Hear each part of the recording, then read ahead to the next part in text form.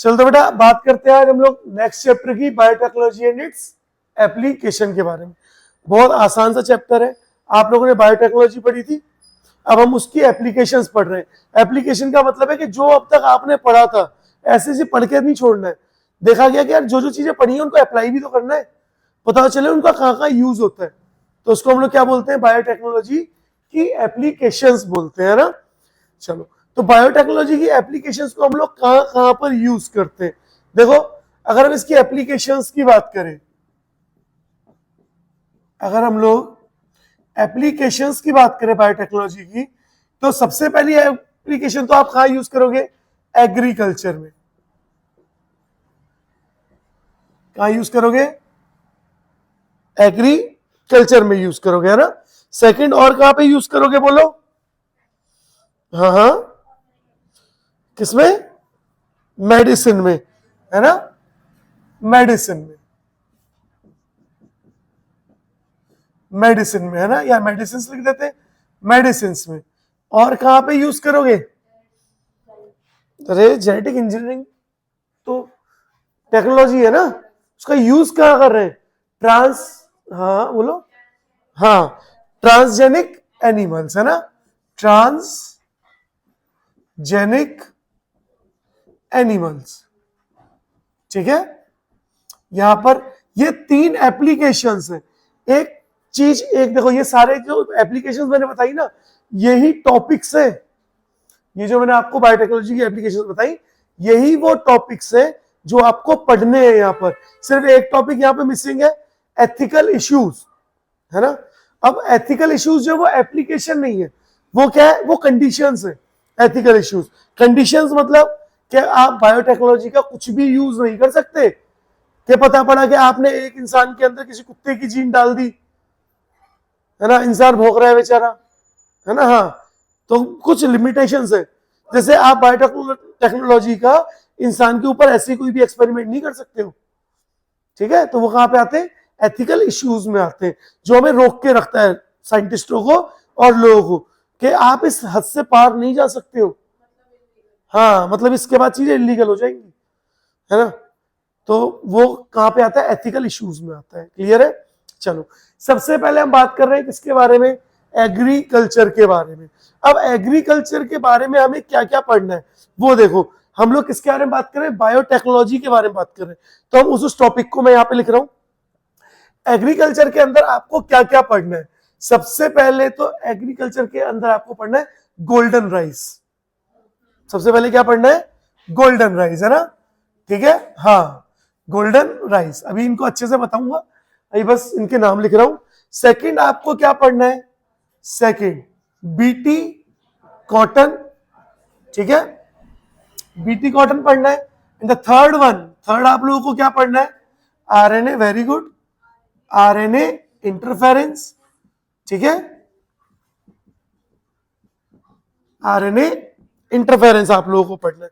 बोलो पता चली ये बातें बेटा, चलो बहुत अच्छे। अब मेडिसिन में हम इंसुलिन पढ़ेंगे और जीन थेरेपी पढ़ेंगे, ट्रांसजेनिक एनिमल्स में भी काफी चीजें पढ़ेंगे। ठीक है, चलो तो सबसे पहले एग्रीकल्चर से ही शुरुआत करते हैं, क्योंकि एग्रीकल्चर ही हमारा इंपॉर्टेंट है।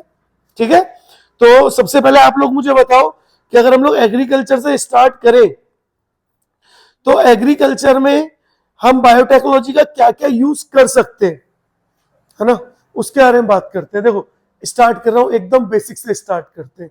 बेसिक मतलब हम बात कर रहे हैं कहां से, ग्रीन रिवॉल्यूशन से, है ना। जब हम ग्रीन रिवॉल्यूशन की बात करते हैं तो ग्रीन रिवॉल्यूशन से पहले भी खेती हो रही थी, है ना, यानी एग्रीकल्चर हो रहा था, लोग खेती कर रहे थे, खाना बना रहे थे, लेकिन पता चल रहा था कि उस अमाउंट में आपका फूड वगैरह का प्रोडक्शन नहीं हो रहा था खेती से, जिस अमाउंट में होना चाहिए था, या लोगों को प्रॉपर फूड नहीं मिल पा रहा था। तो फिर हमने क्या किया, हम लोगों ने केमिकल्स यूज किए, है ना। और जब केमिकल यूज किए तो उसको क्या बोला गया, एग्रोकेमिकल, हाँ एग्रोकेमिकल बेस्ड एग्रीकल्चर बोला गया। यानी उस एग्रीकल्चर में हमने क्या किया, केमिकल्स को यूज किए थे, यूरिया यूज किया, पेस्टिसाइड्स यूज किए, इंसेक्टिसाइड्स यूज किए, कि पता पड़ा अरे भाई यूरिया ले आओ, यूरिया डाल देते और यूरिया से क्या फसल बढ़ जाएगी, है ना। तो ग्रीन रिवॉल्यूशन में क्या हुआ, यहां पर जब एग्रोकेमिकल बेस्ड एग्रीकल्चर किया गया तो यहां पर 3 गुना तक फसल बढ़ गई, यानी फूड की डिमांड जो है काफी हद तक फुलफिल होने लगी। लेकिन फिर जैसे जैसे फूड बढ़ रहा है उससे उससे दुगनी तो हमारी पॉपुलेशन बढ़ रही है। देखो इंडिया सबसे ऊपर है, हाँ बोलो। नहीं, वो अलग चीज है, हाँ वो अलग चीज है ना। तो ये क्या है, ये ग्रीन रिवॉल्यूशन है। ग्रीन रिवॉल्यूशन मतलब हरित क्रांति, कि खेती एकदम से बढ़ गई, लेकिन पॉपुलेशन तो भैया हम तो उनसे भी डबल बढ़ रहे हैं फूड से, तो अब भी क्या रहा, फूड की कमी रही। दूसरा यार, एग्रोकेमिकल एग्रीकल्चर के ना कुछ नुकसान भी थे। जैसे क्या क्या नुकसान होंगे, जैसे आप पेस्टिसाइड डाल रहे हो, इंसेक्टिसाइड डाल रहे हो, या यूरिया डाल रहे हो, बहुत सारी चीजें क्या है, बायोडिग्रेडेबल नहीं है, ये डिग्रेड नहीं हो रही। ये क्या हो रही है, हमारी बॉडी में जा रही है, हमारी बॉडी में जाके हमें नुकसान पहुंचा रही है ना। पहले दादाजी पहाड़ चढ़ के स्कूल जाते थे, तैर के जाते थे ना, हम नहीं जा पाते, हम बसों में लटक के जा रहे हैं या साइकिल से जा रहे हैं। तो देखा कितना अंतर आया, हाँ बहुत अंतर आया ना, कि दादाजी शुद्ध खा रहे थे, हम शुद्ध नहीं खा रहे, है ना। हमारे में क्या हो रहा है, बहुत सारे केमिकल्स आ रहे हैं। तो यार लोग बोले कि यार केमिकल तो बड़े नुकसानदायक है यार, है ना। पता पड़ा कि लोगों के अंदर बीमारियां हो रही है, लोगों के अंदर कमजोरी आ रही है। पहले लोग 6-6 फुट के हो रहे थे, अब 5-5 फुट के रह गए, है ना। तो किसकी वजह से हुआ, नहीं मैं तुम लोगों को नहीं कह रहा हूँ, कुछ को अब है ना शर्माना मत उस चीज को लेके, है ना, ठीक है, तुम लोगों को नहीं कह रहा हूँ मैं बस बता रहा हूँ ना कि क्या क्या नुकसान है यूरिया के। यूरिया या मतलब जो पेस्टिसाइड्स, इंसेक्टिसाइड्स वगैरह केमिकल्स हम लोग यूज करते हैं, ठीक है, एग्रोकेमिकल फार्मिंग में या एग्रीकल्चर में, क्लियर है। उसके बाद क्या हुआ, उसके बाद फिर इस चीज को ओवरकम करने के लिए हमने की ऑर्गेनिक फार्मिंग। ऑर्गेनिक फार्मिंग का क्या फायदा था, ऑर्गेनिक फार्मिंग में केमिकल्स यूज नहीं हो रहे, सारी चीजें नेचुरल है, तो ज्यादा हेल्दी चीजें मिल रही है। लेकिन एक परेशानी ऑर्गेनिक फार्मिंग में क्या थी कि यार वो बहुत एक्सपेंसिव है, हर कोई इंसान जो है इतनी महंगी चीजें खरीद के नहीं खाएगा, हर कोई इंसान इतनी महंगी चीज खरीद के थोड़ी खाएगा। क्या बोला कि भैया 400 रुपए सेब मिल रहे हैं, ऑर्गेनिक सेब है, तुम बोलोगे यार 150 रुपए किलो मिल रहे हैं, इतने में तो 3 किलो सेब आएंगे, खा लेंगे, है ना। कौन सा, कितने ही लोग मर रहे हैं जो हम मर जाएंगे, खा लो, क्या जरूरत है ऑर्गेनिक की। तो ऑर्गेनिक एक्सपेंसिव था, है ना। तो एक्सपेंसिव होने की वजह से क्या है, ऑर्गेनिक फार्मिंग भी एक हद तक फेल होनी स्टार्ट हो गई। उसके बाद हमने क्या किया, बायोटेक्नोलॉजी का यूज किया। तो थर्ड क्या है हमारा, बायोटेक्नोलॉजी का यूज आ गया। अब हमने क्या किया, हमने सबसे पहले हम लोगों ने क्या किया, नए नए प्लांट्स बनाना स्टार्ट किया। बायोटेक्नोलॉजी में हुआ क्या, देखो इस चीज को समझो कि बायोटेक्नोलॉजी में हम लोगों ने क्या क्या किया। बायोटेक्नोलॉजी में हम लोगों ने बायोटेक्नोलॉजी में हम लोगों ने बायोटेक्नोलॉजी में हमने जीएमओ बनाए। जीएमओ, जीएमओ का मतलब जेनेटिकली, हाँ genetically modified organism, genetically modified organism बनाए। अब ये जो इतने सारे लिखे हुए हैं ना, ये दोनों खासकर ये जेनेटिकली मॉडिफाइड है।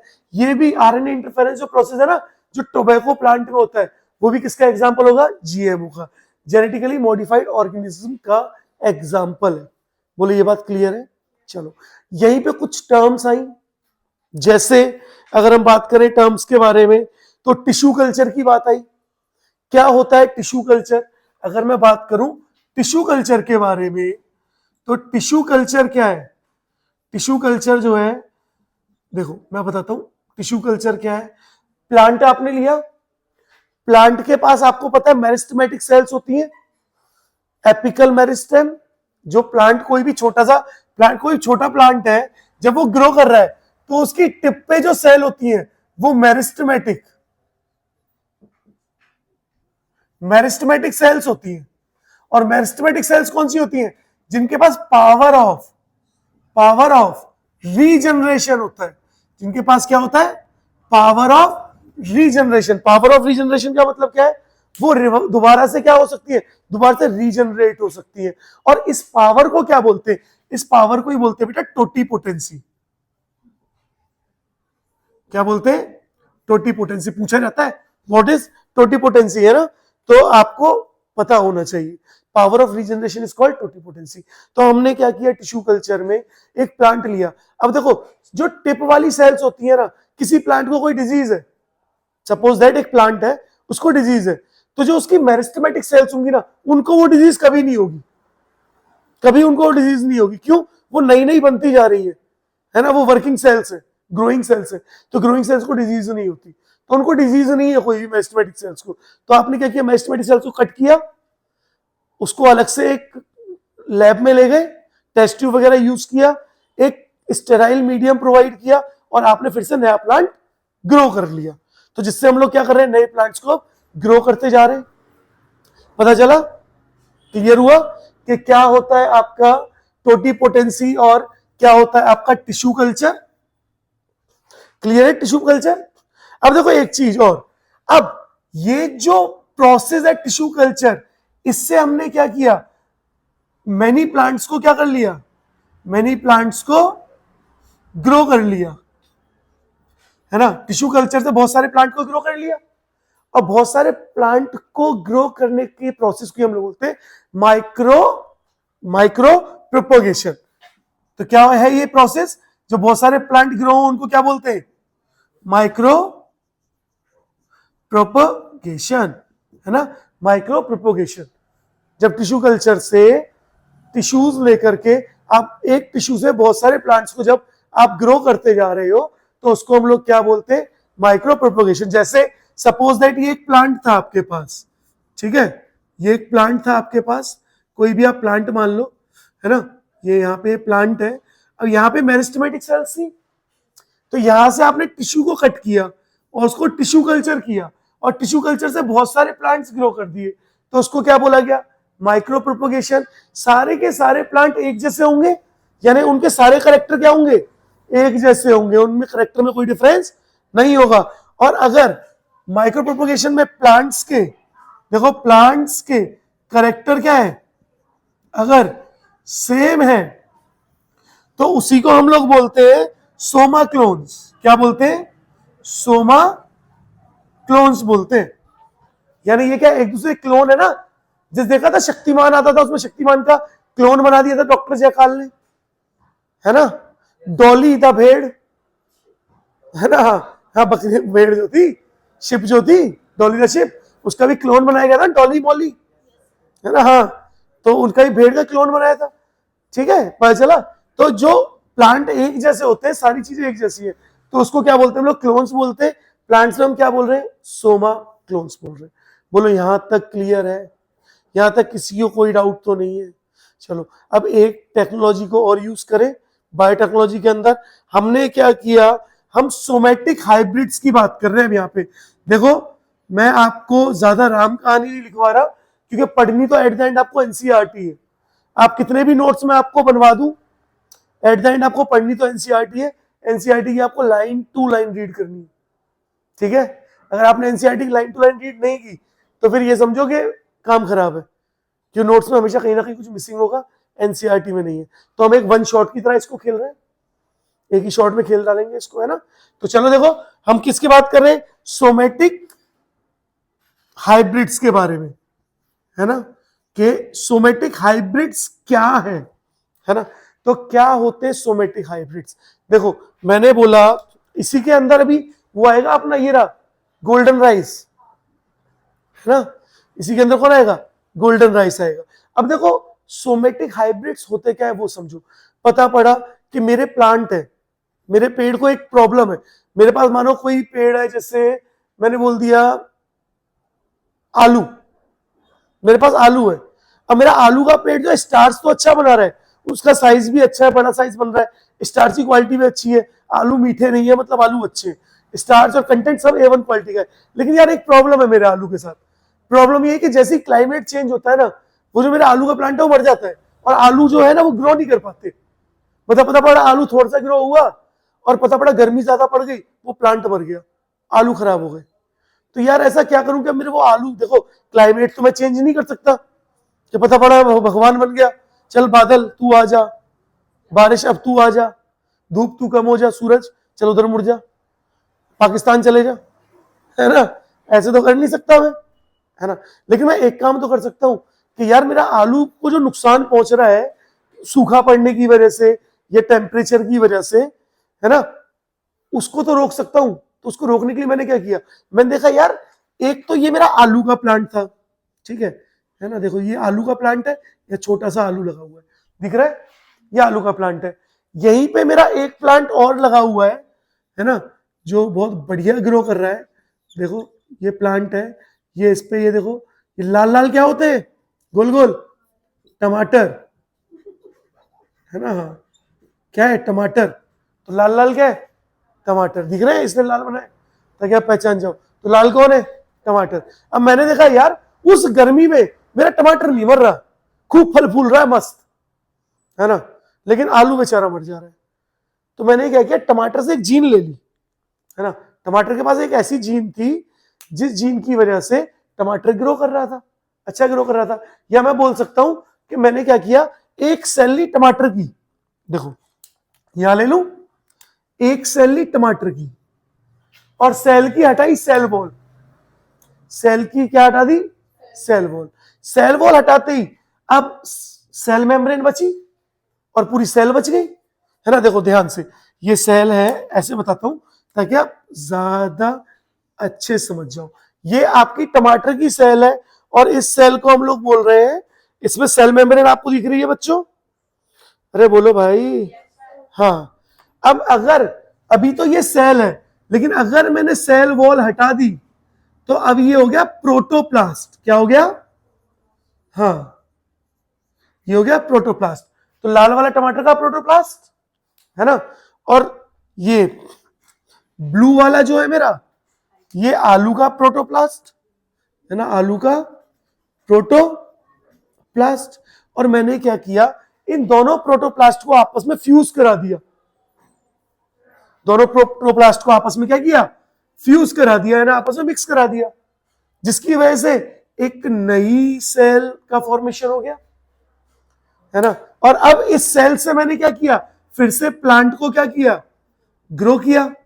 अच्छा प्लांट तो मेरा आलू का ही है ना, प्लांट तो मेरा आलू का ही है। तो देखो जैसे ही मैंने इसको ग्रो किया तो अब मेरा एक नया प्लांट बना जिसपे एक नए तरह के फ्रूट लग रहे थे। और देखो ये टोमेटो और ये पोटैटो, आलू को क्या बोलते हैं, पोटैटो बोलते हैं ना। तो जब मैंने इनको मिक्स किया, इनको हाइब्रिड किया, तो मुझे मिला पोमेटो, है ना, क्या मिला, हाँ पोमेटो मिला, ठीक है। लेकिन ये हमारा पोमेटो है ना, ज्यादा ग्रो नहीं कर पाया बेचारा, है ना, ज्यादा ग्रो नहीं कर पाया और ज्यादा इतना जो बनाना चाहते थे वो बना नहीं। हाँ हाँ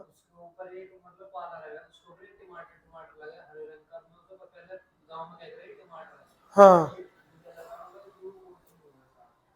हाँ, हो सकता है, हो सकता है। तो देखो क्या हुआ, जैसे आपने टमाटर और आलू दोनों के प्रोटोप्लास्ट को, प्रोटोप्लास्ट वर्ड याद रखना, जब सेल वॉल सेल की हटा दी जाती है तो प्रोटोप्लास्ट बचता है।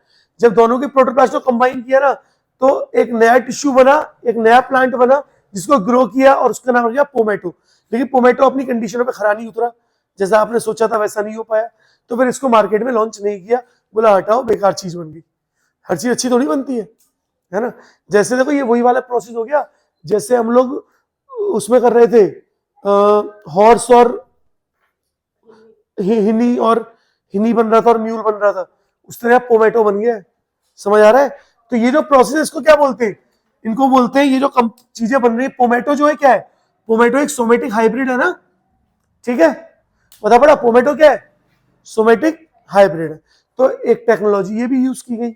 उसके बाद क्या हुआ, देखो हमने क्या बोला, हम लोग नॉर्मली बायोटेक्नोलॉजी का यूज क्यों कर रहे हैं, कहीं पे सूखा पड़ जाए तो वहां की फसल ना सूखे तो उसमें प्लांट में जीन डाल दो, है ना, या क्वालिटी को इंप्रूव करने के लिए तो बायोटेक्नोलॉजी का यूज कर रहे हैं। अब ऐसे ही क्या था, कुछ ऐसी जगह थी जहां पे पिछड़ी हुई जगह थी जहां पे लोग चावल ज्यादा खाते थे, है ना, लेकिन उनकी बॉडी में क्या होता था, विटामिन ए की डेफिशिएंसी रहती थी। तो विटामिन ए की डेफिशिएंसी होने की वजह से क्या होता था, उनके जो बच्चे होते थे उनको नाइट ब्लाइंडनेस हो जाती थी, मतलब उनको रात में नहीं दिखता था। रात में किसी को दिखता है क्या, वैसे नहीं दिखता ना, लेकिन उनको, जो हमको थोड़ा बहुत तो फिर भी दिखता है, उनको कुछ नहीं दिखता था। तो उनको रात को, बच्चों को बेचारों को दिखाई नहीं देता था, तो यानी डिजीज हो गई नाइट ब्लाइंडनेस। तो बोले कि यार ऐसा क्या किया जाए, अब इनके यहाँ तो गाजर नहीं मिल रही, विटामिन ए का मेन सोर्स आप लोग क्या बोलते हो वेजिटेबल में? गाजर ही तो बोलते हो, कैरेट। तो इनके यहाँ तो गाजर नहीं मिल रही है ना, मिल रही है बाहर से आ रही है, बहुत महंगी मिल रही है, ये लोग अफोर्ड नहीं कर पा रहे। पता पड़ा कि यार 100 रुपए किलो गाजर मिल रही है, तो ये क्या बोले 100 रुपए किलो गाजर खाएंगे हम? बिल्कुल नहीं खाएंगे, है ना। और 100 रुपए की 1 किलो है, 1 किलो में 4 गाजर चढ़ रही है, किस किस की नाक पे रख दोगे, किस किस को खिला दोगे भाई? कॉमन सी बात है ना। तो फिर हुआ क्या, देखो हमने क्या किया, चावल लिया, और चावल में जो हमारा राइस था, ये गोल्डन राइस का कॉन्सेप्ट वहीं से आया। हमने क्या किया, हमारा जो राइस है इसमें विटामिन, हाँ विटामिन ए की जीन को इंट्रोड्यूस किया। और ये विटामिन ए की जीन कहां से ली? फ्रॉम, हाँ फ्रॉम गाजर, है ना। गाजर ही लिखवाओगे, कैरेट लिख दूं? हाँ कैरेट लिख देता हूं ना, फ्रॉम कैरेट, गाजर से जीन ली। और उसकी वजह से अब ये जो राइस है ना, इस विटामिन ए की जीन की वजह से ये जो राइस है इनका कलर कैसा हो गया, येलोइश हो गया, गोल्डन कलर हो गया। और अब ये राइस जो है इनको क्या बोल दिया गया, गोल्डन राइस। अब ये लोग गोल्डन राइस खा सकते हैं खरीद के, कि चावल प्रेमी है, चावल खाते हैं मुट्ठी भर भर के, है ना। तो चावल प्रेमी है, तो अभी गोल्डन राइस जब खाएंगे ना, तो वहां से क्या होगा, विटामिन ए की कमी नहीं होगी। पता चल रहा है। अब इंपॉर्टेंट बात यह कि क्या हम सर हर चावल के दाने में डालेंगे उसको, है ना। अच्छा, ये जो विटामिन ए की जीन है, इस जीन को हम लोग बोलते हैं कैरोटीन, है ना। ठीक है, तो इसको क्या बोलेंगे, एक सेकंड में चेक कर लूं क्या, है ना। हाँ कैरोटीन ही बोलते हैं ना, है ना। हाँ इसको हम लोग बोलते हैं आपका, हाँ बीटा कैरोटीन, वेरी गुड। तो ये जो जीन है, इस जीन का क्या नाम है, बीटा कैरोटीन जीन। तो आपसे पूछा जा सकता है कि जो विटामिन ए की जीन है उसका क्या नाम है, बीटा कैरोटीन जीन है। अब हर चावल के दाने में नहीं डालेंगे, हमने क्या किया है, राइस ली, ठीक है, राइस का एक टिश्यू लिया, चावल का एक में डाला, और उसको क्या किया, बायोटेक्नोलॉजी से बहुत सारा एम्पलीफाई कर लिया, बहुत सारा बना लिया, और अब उसको ग्रो करते जा रहे हैं। अब एक एक पेड़ के पास बहुत सारे चावल है, अब हर एक चावल के पास वो जीन है, अब वो चावल फर्दर आगे ग्रो करते जाएंगे, आप बोते जाओ, चावल को बोते जाओ।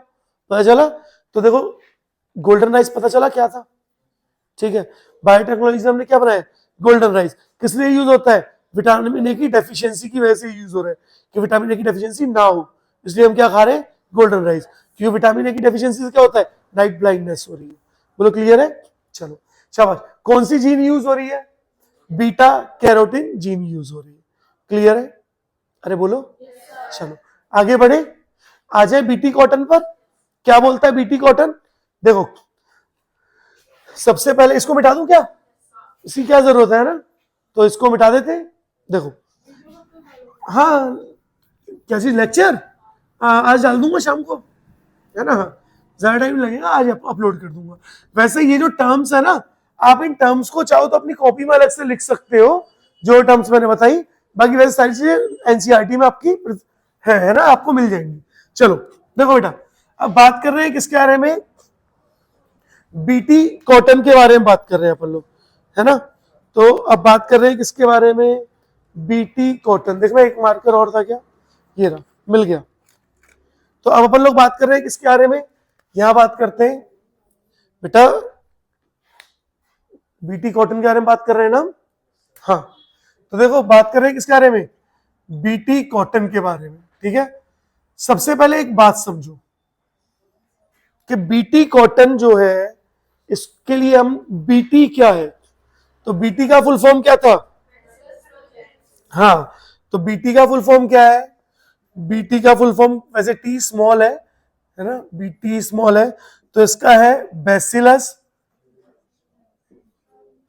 बैसिलस THURIN, थ्यूरिन, GIENSI, थ्यूरिन जेनेसिस, ठीक है, थ्यूरिन जेनेसिस।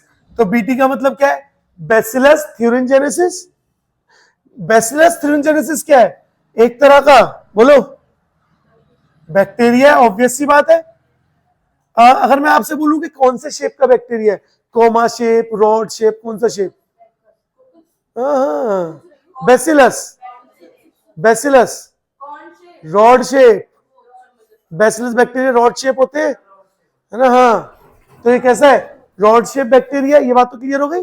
चलो, अब ये बैक्टीरिया है, और अब हो क्या रहा है, देखो कुछ वॉर्म्स हैं, जैसे अगर मैं आपका बात कर लूं यहां पर, हम बात कर रहे हैं बॉल वॉर्म, बॉल वॉर्म्स, है ना, ठीक है।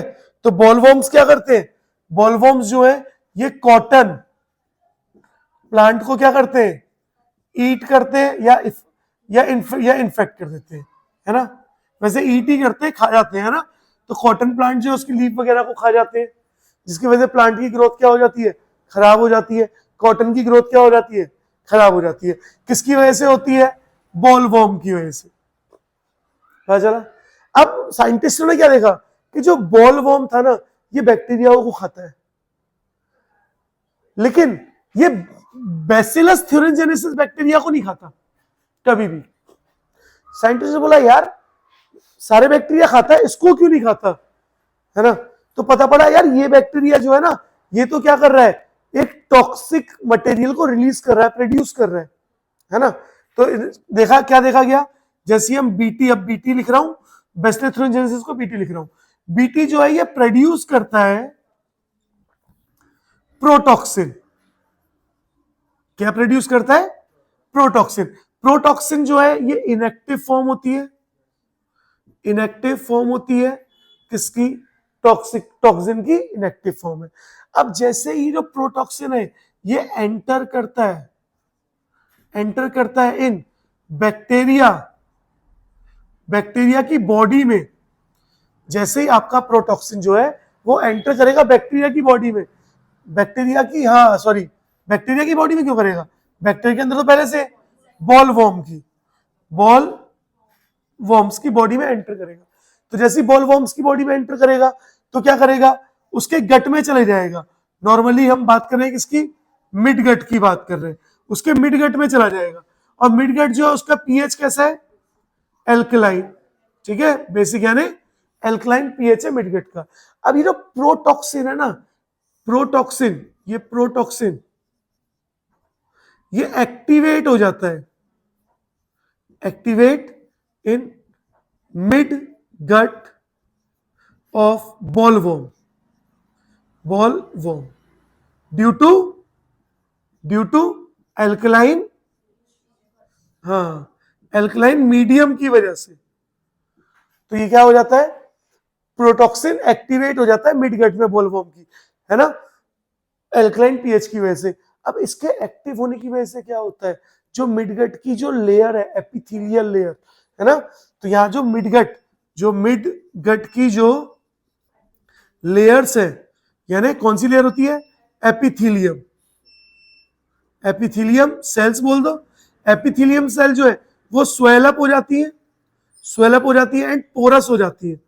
पोरस मतलब उनमें पोर्स बन जाते हैं ना, पोर्स बन जाते, छेद हो जाते हैं। छेद हो गया तो उन्हें पानी भर गया, वो स्वेल हो गई, और स्वेल होने के बाद वो क्या हो जाएंगी, बर्स्ट हो जाएंगी। बर्स्ट हो जाना मतलब फट जाना। अब वो फट जाएंगी, जिसकी वजह से क्या होगा, बोलवर्म मर जाएगा, है ना। अब बोलवर्म को ये बात पता पड़ गई कि यार अगर मैं बीटी को खाऊंगा ना तो मैं मर जाऊंगा। तो उन्होंने क्या किया, धीरे धीरे तो खाने बंद कर दिया, बोला इसको हम खाएंगे ही नहीं। क्यों खाए, खा के मरना है, नहीं खाएंगे, है ना। लेकिन अब सीन क्या हुआ, जब साइंटिस्ट ने देखा यार ये तो कॉटन खा रहा है, अब बोलवर्म ने कॉटन खा के परेशान कर दिया, है ना। तो क्या करते हैं यार, एक काम करते हैं, ये जो बीटी टॉक्सिन जीन है ना, जो बैक्टीरिया है आपका बीटी बैक्टीरिया, बैसिलस थ्यूरिनजेनेसिस जो आपका बैक्टीरिया है, उस बैक्टीरिया को एक काम करते हैं, उस बैक्टीरिया की जो जीन उस टॉक्सिन को बना रही थी, उस टॉक्सिन को एक्सट्रैक्ट कर लेते हैं, और उस टॉक्सिन को किसमें डाल देंगे, कॉटन के प्लांट में डाल देंगे। तो इन्होंने क्या किया, इन्होंने सबसे पहले बैक्टीरिया को पकड़ा, बीटी बैक्टीरिया को पकड़ा और चेक किया इसमें कौन सी जीन बना रही है।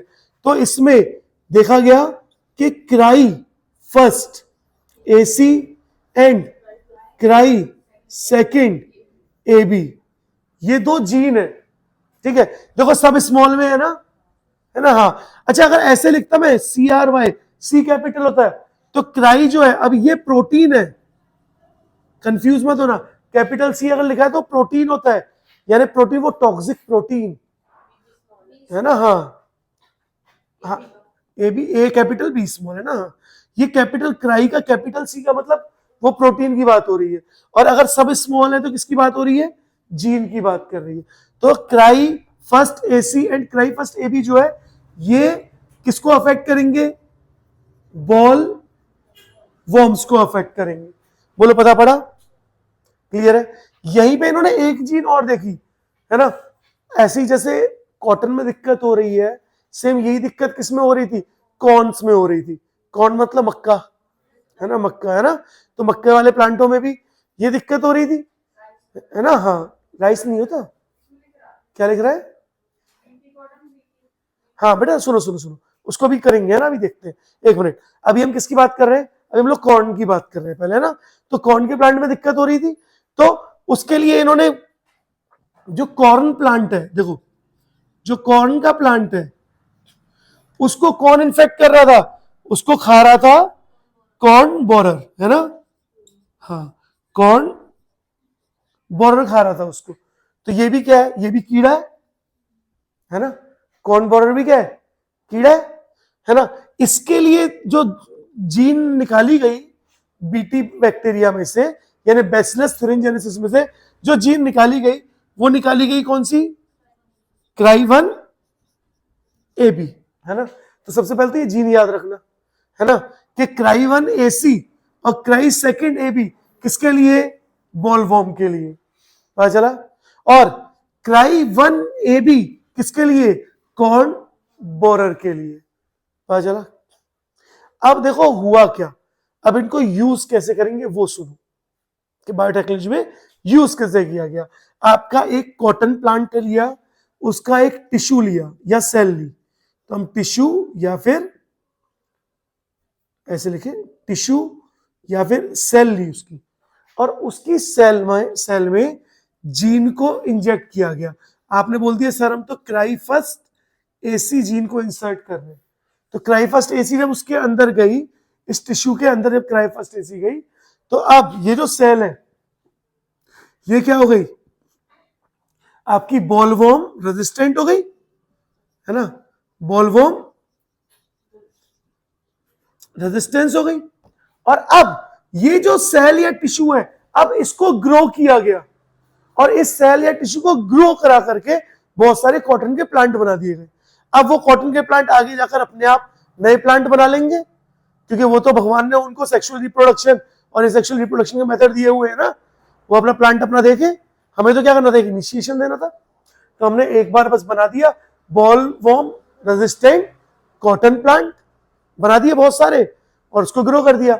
अब क्या हो रहा है, अब जब बैक्टीरिया आकर के उसको खा रहा है, तो अब जो पूरा का पूरा प्लांट है, सपोज दैट ये पूरा का पूरा प्लांट है, तो इस प्लांट में लीफ भी है ना।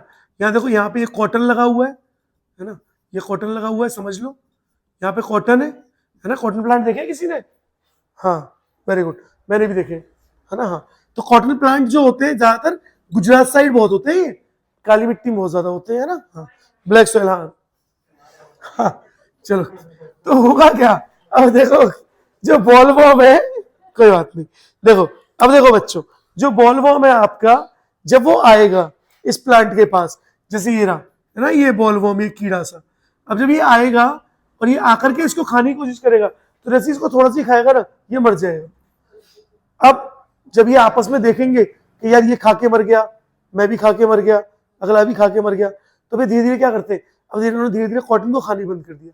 बोला भाई तुझे खा के हमें मरना है, तो नहीं खाएंगे। पता चला। मेरा एक सवाल, सबसे पहले कौन सी क्रॉप को, बीटी क्रॉप को इंट्रोड्यूस किया गया था इंडिया में? फर्स्ट बीटी क्रॉप, मैं लिख रहा हूं, फर्स्ट बीटी क्रॉप इंट्रोड्यूस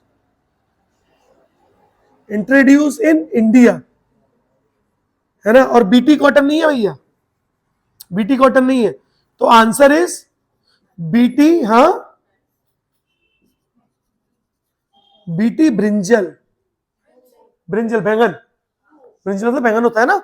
हाँ, तो बीटी ब्रिंजल को सबसे पहले इंडिया में इंट्रोड्यूस किया गया था। बोलो यहां तक किसी को कोई भी डाउट है बेटा? पक्का है ना? जब बीटी टॉक्सिन जो है, जो आपका बीटी जो जीन बना रहा है आपका क्राइफस्टेसी, ये जो जीन है, ये जो प्रोटीन बना रही है protoxin, protoxin is a protein. तो ये प्रोटॉक्सिन प्रोटीन जो बना रही है इनएक्टिव होता है बैक्टीरिया में। मैंने बताया था ना कि बैक्टीरिया के अंदर है तो बैक्टीरिया नहीं मर रहा, कि बैक्टीरिया के अंदर एल्कलाइन पीएच नहीं है। एल्कलाइन पीएच किसके अंदर है?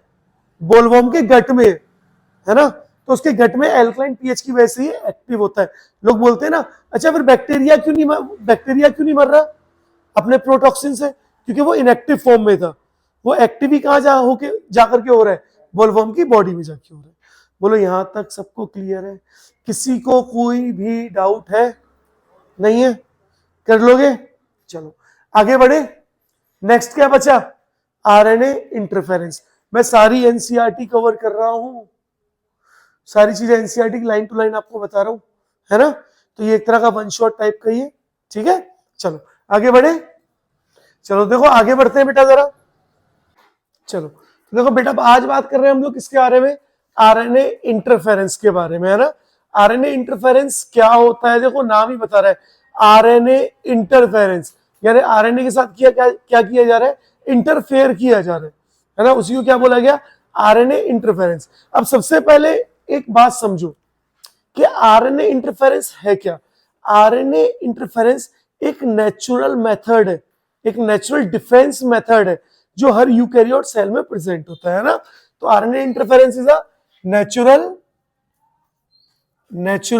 Defence method, natural defence method present in all eukaryotic organisms, है ना? यूकैरियोटिक ऑर्गेनिजम्स, जितने भी यूकैरियोटिक ऑर्गेनिज्म होते हैं उनके अंदर आरएनए इंटरफेरेंस मैकेनिज्म होता है। अब ये मैकेनिज्म क्या है और क्यों होता है ये, इसको समझो। नॉर्मली इस मैकेनिज्म को हमारी सेल यूज करती है वायरस से अपने आप को प्रोटेक्ट करने के लिए, है ना? तो cells use this mechanism to protect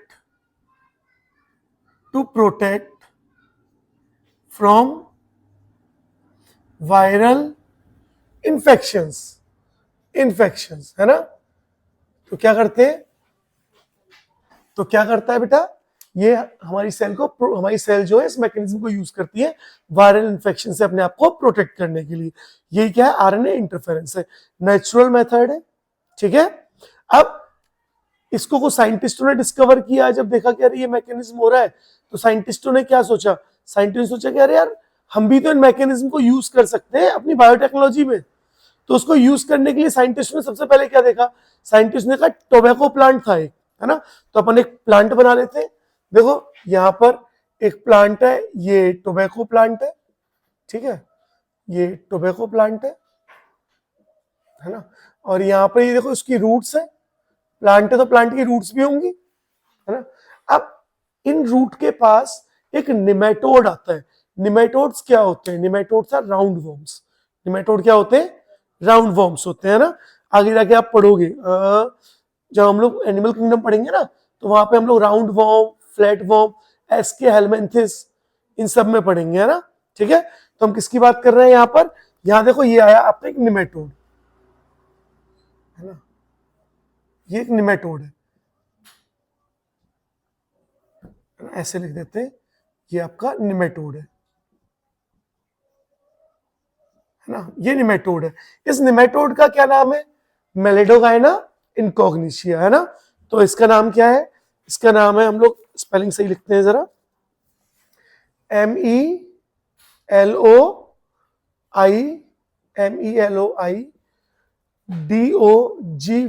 मेलिडोगाइन इनकॉग्निशिया, है ना? GYNE, है ना? ठीक है? इनकॉग्निशिया।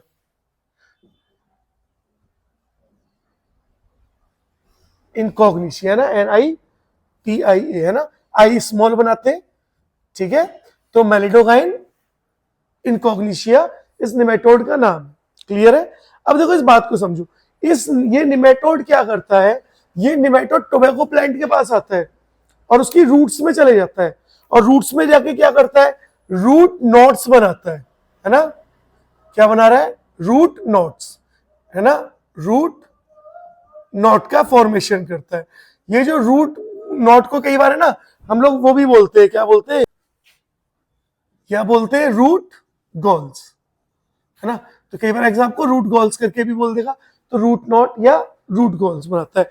अब इन नोट्स के बनाने से बच्चों होता क्या है, देखो ये जो नोट्स है ना, इनकी वजह से अब रूट जो है वो मिनरल्स और न्यूट्रिएंट्स को, वाटर को अच्छे तरीके से एब्जॉर्ब नहीं कर पाती, और अगर रूट मिनरल्स को, न्यूट्रिएंट्स को एब्जॉर्ब नहीं कर पाएगी अच्छे तरीके से, तो प्लांट ग्रो नहीं होगा। जिसकी वजह से क्या हुआ, जो हमारा टोबैको प्लांट था, ये कौन सा प्लांट है, टोबैको प्लांट, है ना, जो हमारा टोबैको प्लांट है वो अच्छे से ग्रो नहीं कर पाया, और इसकी वजह से टोबैको प्लांट की यील्ड क्या हो गई, बहुत कम हो गई। तो साइंटिस्टों ने बोला कि यार कुछ ऐसा करना चाहिए कि टोबैको प्लांट में हमें कुछ पेस्टिसाइड वगैरह भी नहीं डालना पड़े और निमेटोड भी क्या करे, अपने आप मर जाए, है ना। ठीक है, तो उन्होंने क्या किया, उन्होंने यहाँ पे बायोटेक्नोलॉजी यूज की। कैसे बायोटेक्नोलॉजी यूज की उसको समझो। देखो ये जो आपका निमेटोड है ना, यहां बना दो निमेटोड को, देखो, है ना, ये जो आपका निमेटोड है, इस निमेटोड के अंदर डीएनए होगा, डीएनए क्या बना रहा होगा, आरएनए बना रहा होगा, और आरएनए क्या बना रहा होगा, प्रोटीन बना रहा होगा। और हर इंसान को जिंदा रहने के लिए क्या चाहिए, प्रोटीन तो चाहिए।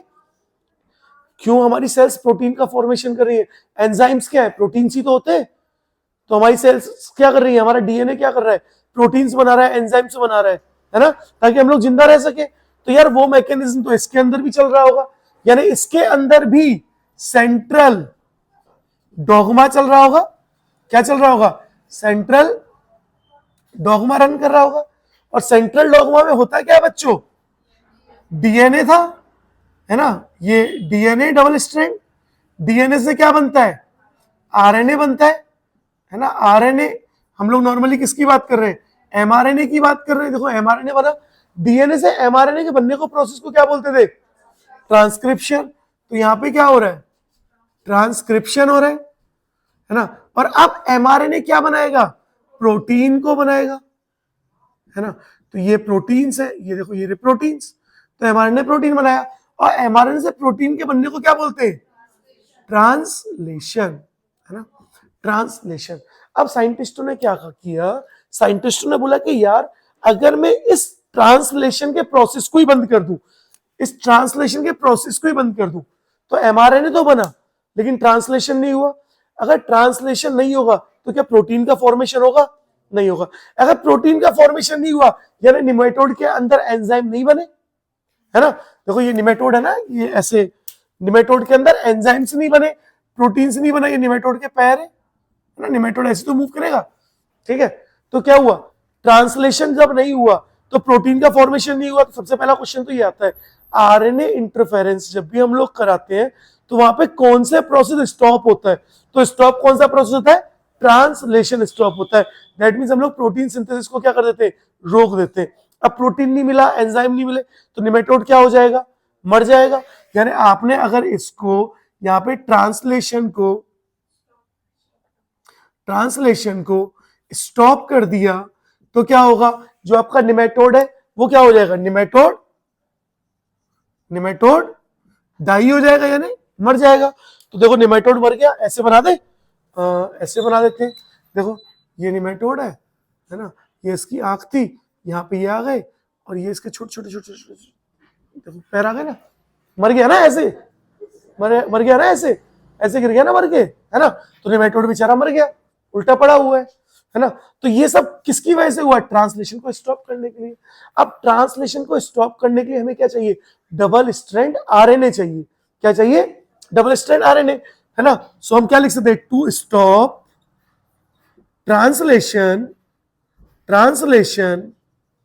इन nematode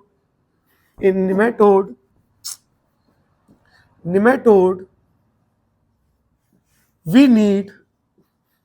need double strand RNA.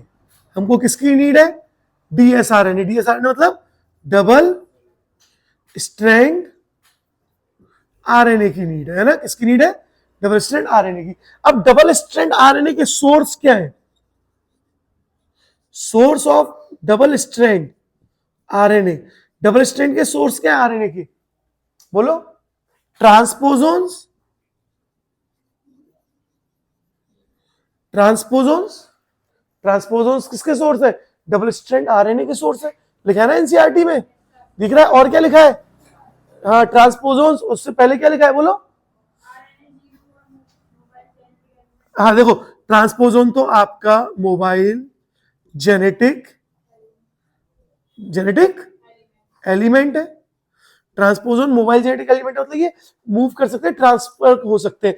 ट्रांसपोजोन का दूसरा नाम जो होता है ना वो होता है जंपिंग जीन्स, जंपिंग जीन्स होता है इनका नाम, क्या नाम होता है, जंपिंग जीन्स। और उसके साथ साथ क्या चाहिए, कुछ वायरस वगैरह भी हो सकते हैं, है ना, तो वायरसेस, तो वायरसेस, ठीक है, पता पड़ा। तो ये किसके सोर्स है बेटा, डबल स्ट्रैंड आरएनए के सोर्स है। अब होगा क्या, हम लोग क्या कर रहे हैं, हमारे टोबैको प्लांट के अंदर, कहां बनाऊं टोबैको प्लांट, यहां बना दूं, है ना, देखो ये एक टोबैको प्लांट है अपना, ठीक है, ये उसकी लीव्स थी, लीव्स थी, है ना, दिख रहा है, हाँ, ये टोबैको प्लांट है, ये उसकी रूट्स है यहाँ पर, ठीक है। अब हमने क्या किया, हमारे टोबैको प्लांट के अंदर हमें डीएस, डीएस आरएनए को इंट्रोड्यूस करना है, तो डीएस आरएनए को इंट्रोड्यूस करेंगे किसकी हेल्प से, बोलो, हाँ एग्रो बैक्टीरियम, हाँ TU MINFACIENS,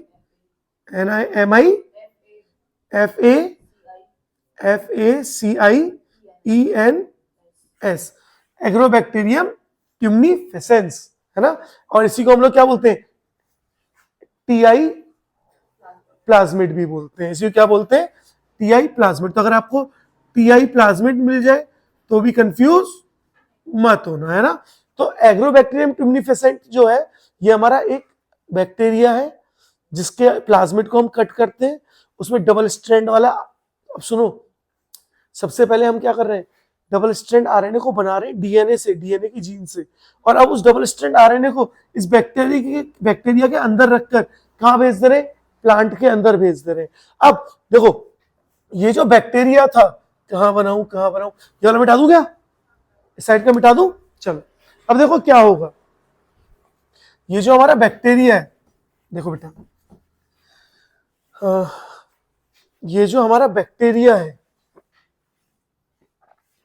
प्लांट है ना, बैक्टीरिया ने प्लांट के अंदर क्या कर दिया, डबल स्ट्रैंड आरएनए डाल दिया।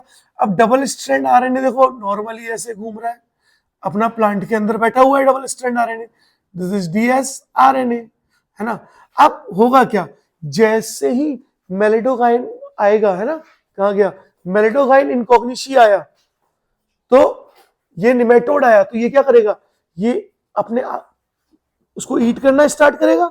जैसे ही उसकी रूट नोड्यूल्स के पास आएगा, उसकी रूट्स के पास आएगा और इनसे इंटरेक्ट करेगा, तो क्या होगा, ये डबल स्ट्रैंड आरएनए किसके अंदर आ जाएगा, निमेटोड के अंदर आ जाएगा।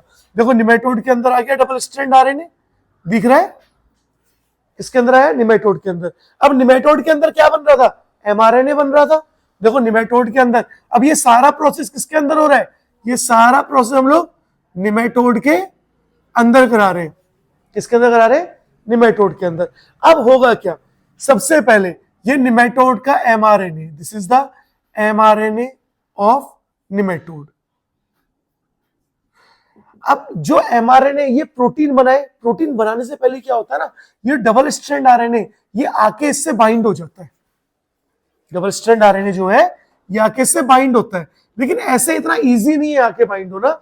होता क्या है, स्टार्टिंग में ये डबल स्ट्रैंड आरएनए इसके फ्रेगमेंट्स होते हैं, यानी इसको मिटा देते हैं पहले, इसके फ्रेगमेंट्स हो जाते हैं, है ना, ये फ्रेगमेंट्स में ब्रेक हो जाता है, यानी ये डबल स्ट्रैंड आरएनए था, देखो ये डबल स्ट्रैंड आरएनए था, इसके क्या बन जाते हैं, इसके फ्रेगमेंट्स बन जाते हैं, है ना, जिसमें बहुत सारे, जैसे आपका एमआई आरएनए बनता है, माइक्रो आरएनए, है ना, एसआई स्मॉल इंटरफेयरिंग आरएनए भी बनता है, ठीक है। स्मॉल इंटरफेयरिंग आरएनए जो है सबसे इंपॉर्टेंट है, ये 21 न्यूक्लियोटाइड का बना हुआ होता है, तो ये याद रखना है, कोई दिक्कत नहीं है, ऐसा ही आरएनए याद रखना।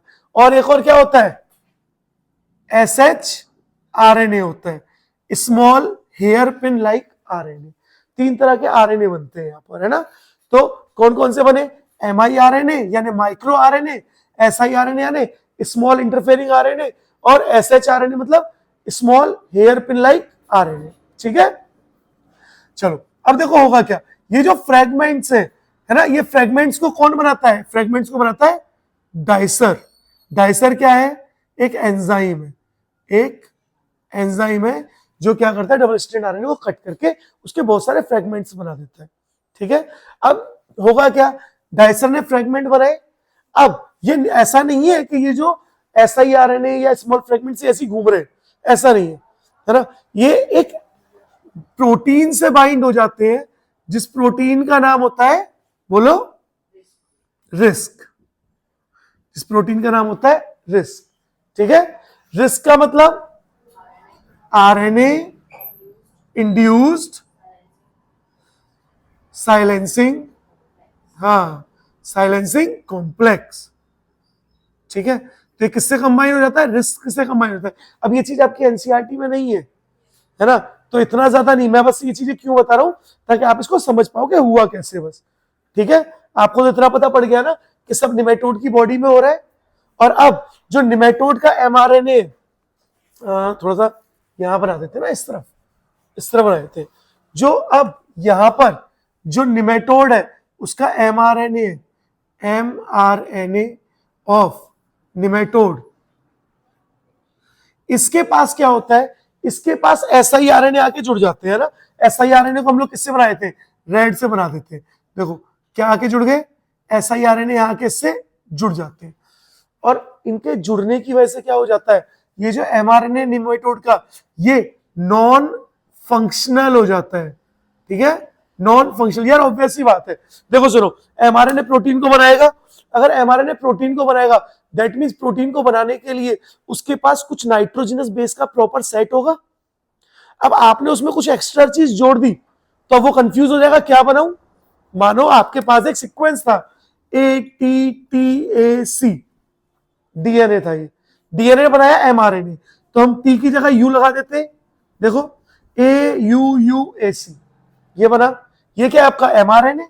अब ये एमआरएनए मानो किसी एक प्रोटीन को कोड कर रहा है, और आपने क्या किया, इससे AUC और जोड़ दिया, तो क्या अभी उस प्रोटीन को कोड कर पाएगा, अभी किसी प्रोटीन को कोड नहीं कर पाएगा, अभी क्या हो जाएगा, खराब हो जाएगा। पता चल रहा है, अभी खराब हो गया ना, यानी अब नॉन फंक्शनल एमआरएनए का फॉर्मेशन हो गया। और ये जो बच्चों नॉन फंक्शनल एमआरएनए ना, इसी प्रोसेस को क्या बोलते हैं, साइलेंसिंग, साइलेंसिंग ऑफ एमआरएनए, यानी एमआरएनए की क्या हो गई, साइलेंसिंग हो गई। समझ आया, क्लियर है, पता चला कि हमारा आरएनए इंटरफेरेंस क्या होता है।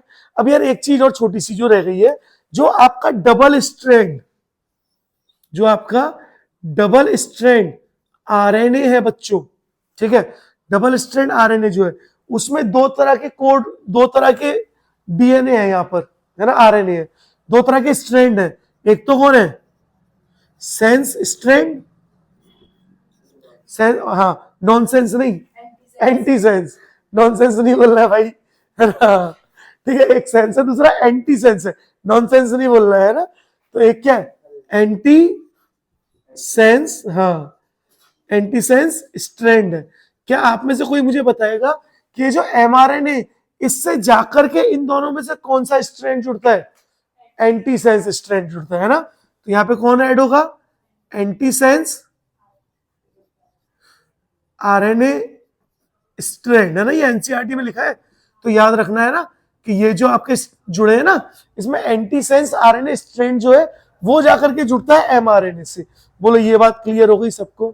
क्या यहां तक किसी को, किसी भी बच्चे को कोई भी डाउट है तो पूछ लो। पक्का नहीं है आरती, पक्का नहीं है बेटा, चलो तो आगे बढ़े। अभी आरएनए इंटरफेरेंस खत्म नहीं हुआ, यहाँ पे अब हम टमाटर भी पढ़ेंगे, ठीक है ना, फ्लेवर सेवर, है ना। तो देखो यहाँ पर अब हम लोग क्या कर रहे हैं, अब हम पढ़ रहे हैं टमाटर। अभी हमने क्या पढ़ा, तम्बाकू, है ना। अब पहले हेल्थ कॉन्शियस नहीं थे हम, अब हेल्थ कॉन्शियस हो गए, तो हम तम्बाकू की बात नहीं कर रहे, अब हम बात करेंगे किसकी, टमाटर की, ठीक है। किसकी बात करें, टमाटर की। तो देखो कैसे बात करेंगे हम लोग टमाटर के बारे में, है ना। देखो हेडिंग है फ्लेवर सेवर टोमेटो, है ना, फ्लेवर सेवर टोमेटो, ठीक है। फ्लेवर सेवर टोमेटो, टोमेटो क्या है, एक तरह का ट्रांसजेनिक प्लांट हो गया, है ना। तो ये क्या है आपका ट्रांसजेनिक, हाँ ट्रांसजेनिक प्लांट है फ्लेवर सेवर, ठीक है। अब हुआ क्या, हमारा जो टमाटर का प्लांट था उस पे हमारे टमाटर लगे, टमाटर, अब किसानों ने क्या किया, अपने ये टमाटर का पेड़ था, देखो ऐसे ये छोटा सा पौधा ही होता है ना, पेड़ मत मानना, है ना, हाँ है ना, हाँ पौधा ही होता है टमाटर का बेटा, ठीक है। किसी का बेल तो नहीं है टमाटर की, है टमाटर की बेल तो नहीं है, हाँ हाँ ठीक है, हाँ हाँ हाँ हाँ हाँ खुशबू के यहाँ पे तो है ना, चलो, लेकिन टमाटर की बेल होती, हाँ सही कह रही है, एकदम एकदम। तो देखो ये टमाटर का पेड़ है, दिख रहा है, इस पे आपको लाल लाल टमाटर दिख रहे हैं। अब होता क्या है, ये जो लाल लाल टमाटर है ना हमारे, इनको किसान क्या करते हैं, तोड़ करके और पैक करके ट्रकों में लोड करके मार्केट भेज देते हैं। अब पता पड़ा कि एक ट्रक था, देखो ट्रक बना लो, ये ट्रक था, है ना, हाँ ठीक है, ट्रक था, ट्रक में यहां पर रखे हुए टमाटर, है ना, और टमाटर पैक होकर के ट्रक में रख करके जा रहे हैं एक जगह से दूसरी जगह। जैसे मान लो यूपी से जा रहे हैं हरियाणा में, है ना, कि हरियाणा में भी टमाटर की कमी है तो हम हरियाणा भेज देते हैं, ऐसा एक एग्जाम्पल ले रहे हैं, कमी नहीं है हरियाणा में, है ना। तो अब हुआ क्या, रास्ते में पता पड़ा कि भैया सरकार ने कुछ फैसला ले लिया, लोग सड़क पे आ गए, हाईवे कर दिया जाम। अगर हाईवे जाम हो गया, अब ट्रक खड़ा हुआ है 5 दिन से जाम में, तो 5 दिन में अब क्या होगा, ये टमाटर जो है क्या होने लग जाएंगे, खराब होने लग जाएंगे। खराब होने के लिए होगा क्या, ये जो टमाटर है, ये जो टमाटर है, इसकी जो सबसे ऊपर ये वॉल है, ये वॉल क्या होने लगेगी, डिजनरेट होने लगेगी। ये जो वॉल है, वॉल ऑफ टमाटर, है ना, टमाटर क्या होगी, डिजनरेट होगी, टमाटर की वॉल डिजनरेट होने लगेगी और टमाटर सुखड़ने लगेंगे, खराब होने लगेंगे, है ना। अच्छा, ये जो टमाटर खराब हो रहे हैं इसके लिए रिस्पॉन्सिबल कौन है, हाँ हाँ रिस्पॉन्सिबल कौन है, बोलो अच्छे से बोलो, पॉलीगैलेक्टोयूरोनेस। तो कौन रिस्पॉन्सिबल है, रिस्पॉन्सिबल है पॉलीगैलेक्ट यूरेनेस, पॉली, है ना, URONS, है ना, गैलेक्ट यूरेनेस। तो क्या नाम है, पॉलीगैलेक्ट यूरोनेस। तो कौन रिस्पॉन्सिबल है, पॉलीगैलेक्ट यूरेनेस, है ना। ये एंजाइम है, ये जो एंजाइम है ये क्या करता है, डिजनरेट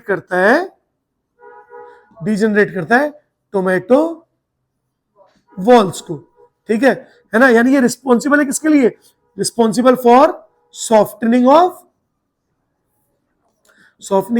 टोमेटो, टमाटर, है ना, टमाटर खाओगे, हाँ हाँ टमाटर ही खाना है, ठीक है। तो सॉफ्टनिंग कर देता है टमाटर, किसकी वजह से, टमाटर क्या होता है, खराब हो जाते हैं। आप भी मार्केट जाते हो तो मम्मी क्या बोलती है, टमाटर लाल लाल और टाइट टाइट से लेके आना, है ना, ठीक है। तो उसके लिए साइंटिस्टों ने बोला कि यार ऐसे तो ये तो पोस्ट हार्वेस्टिंग यील्ड है ना, मतलब आपने एक बार वो कर लिया, है ना। अब चीजें जो है, एक तो होता है कि यार फसल खराब हो गई, एक हो रहा है कि फसल सारी सही थी, सब चीज बढ़िया मिल गई, लेकिन अब पोस्ट का मतलब बाद की चीज है ना। तो पोस्ट फार्मिंग के बाद अब क्या चीज हो रही है, जब ये अपना जा रहा है तो रास्ते में खराब हो जा रहा है। तो अब साइंटिस्ट ने बोला यार ऐसा नहीं होना चाहिए, तो उसके लिए साइंटिस्ट ने क्या किया, टमाटर के अंदर एक जीन को डाला। कौन सी जीन थी? गाल। कौन सी जीन थी? गाल। ये वाले गाल नहीं, अरे यार तुम लोग भी ये वाले गाल समझ रहे हो। तो कौन सी जीन थी हमारी? काल जीन। गाल नहीं, काल, है ना। तो ये टमाटर था ना, इसके अंदर इंसर्ट किया काल जीन को। तो ये टमाटर था, इसके अंदर किसको इंसर्ट किया? काल जीन को, है ना। अब काल जीन क्या करती है?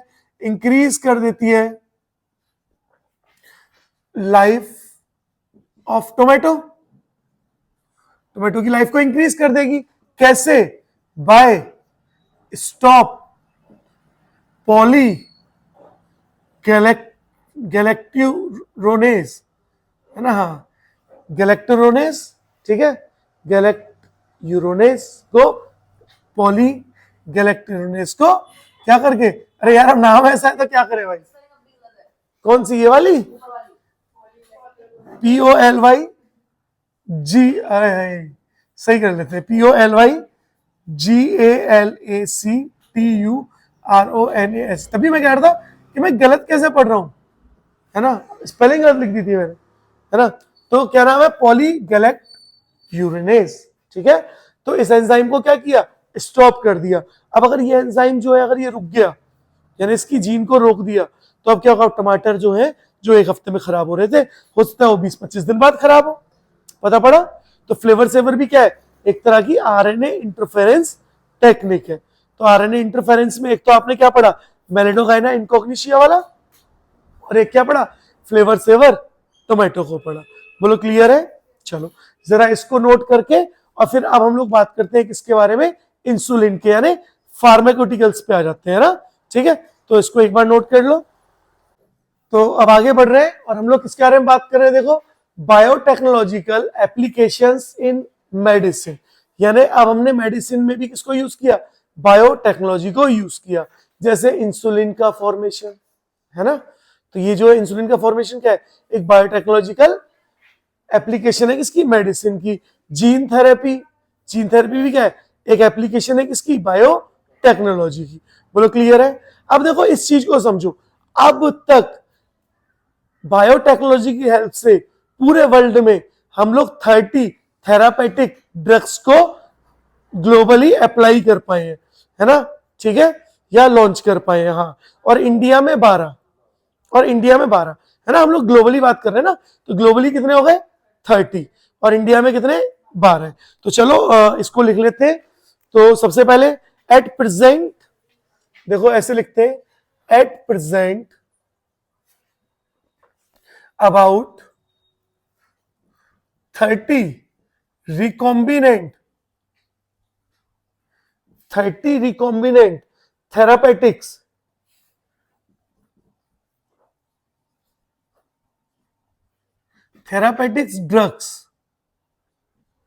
drugs are approved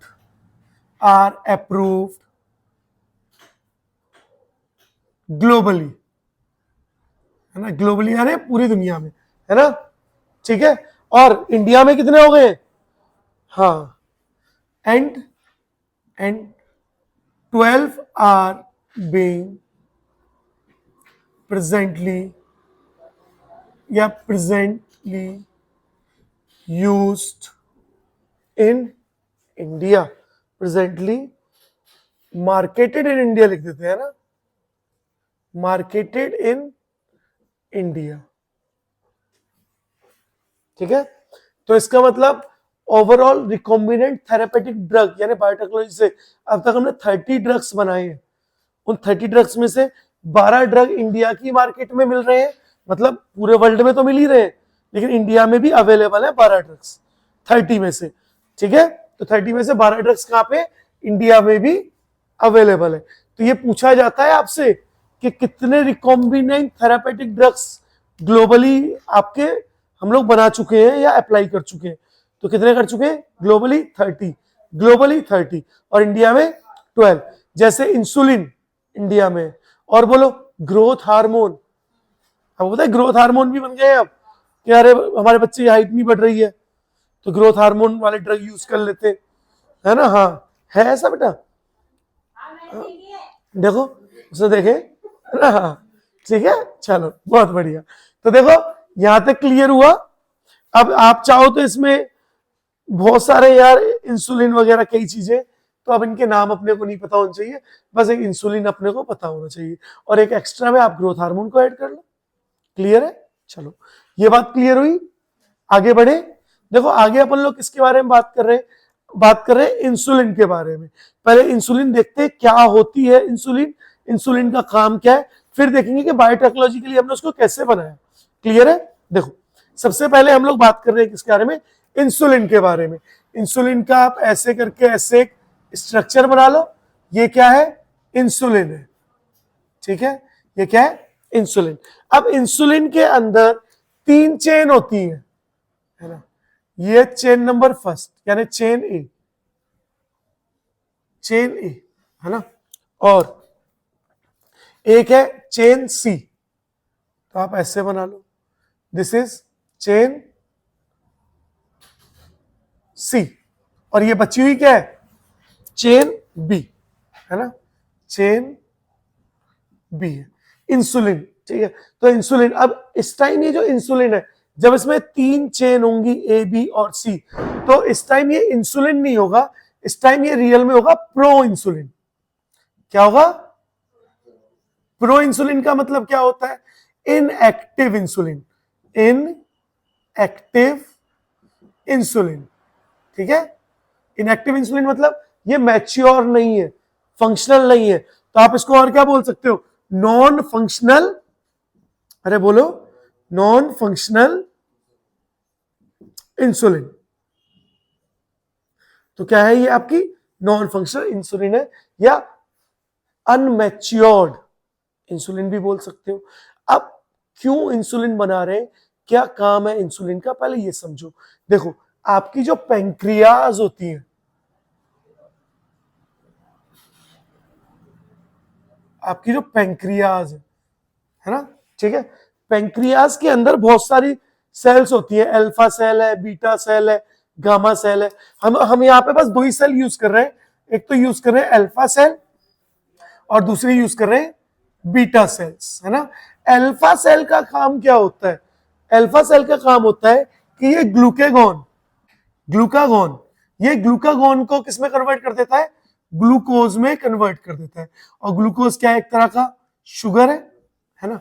तो अल्फा सेल का काम क्या है, जब भी बॉडी में एनर्जी की कमी लग रही है तो ये ग्लूकागॉन को स्टोर करके रखता है, और ग्लूकागॉन को किस में कन्वर्ट कर देता है, ग्लूकागॉन कहाँ स्टोर होता है, लीवर में, और ग्लूकागॉन को कन्वर्ट कर देता है किसमें, ग्लूकोज में, जिससे में एनर्जी मिलती रहती है, एनर्जी, है ना।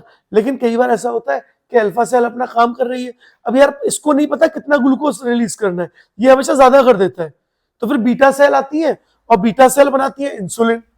क्या बनाती है, हाँ, इंसुलिन बनाती है। और इंसुलिन का क्या काम है कि ये जो है ये ग्लूकोज को ओवरकम करती है ना, ओवरकम कर रही है मतलब ग्लूकोज के लेवल को कम कर रही है।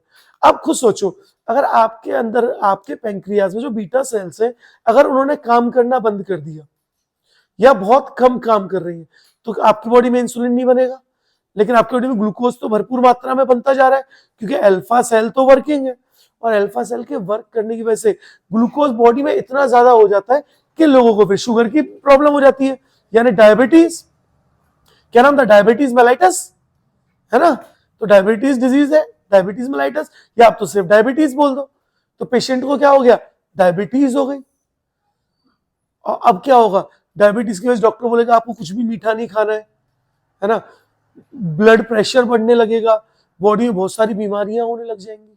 तो पहले क्या था, जिसके पास भी इंसुलिन की कमी होती थी तो उसको इंसुलिन इंजेक्शन के थ्रू दिया जाता था, ठीक है। तो इंसुलिन को इंजेक्ट करते थे, इंसुलिन डायबिटीज ऐसे लिख देते, डायबिटीज पेशेंट को इंसुलिन के इंजेक्शंस दिए जाते थे। क्या किया जाता था, डायबिटीज पेशेंट को इंसुलिन के इंजेक्शंस दिए जाते थे। और ये जो इंसुलिन है, इंजेक्शंस है, यहाँ पे जो इंसुलिन है वो एक्सट्रैक्ट होती थी कहां से, फ्रॉम फ्रॉम एनिमल्स, एनिमल्स में कौन आते थे? कैटल्स, कैटल्स एंड पिग्स, है ना। तो कैटल्स और पिग्स में से क्या करते थे?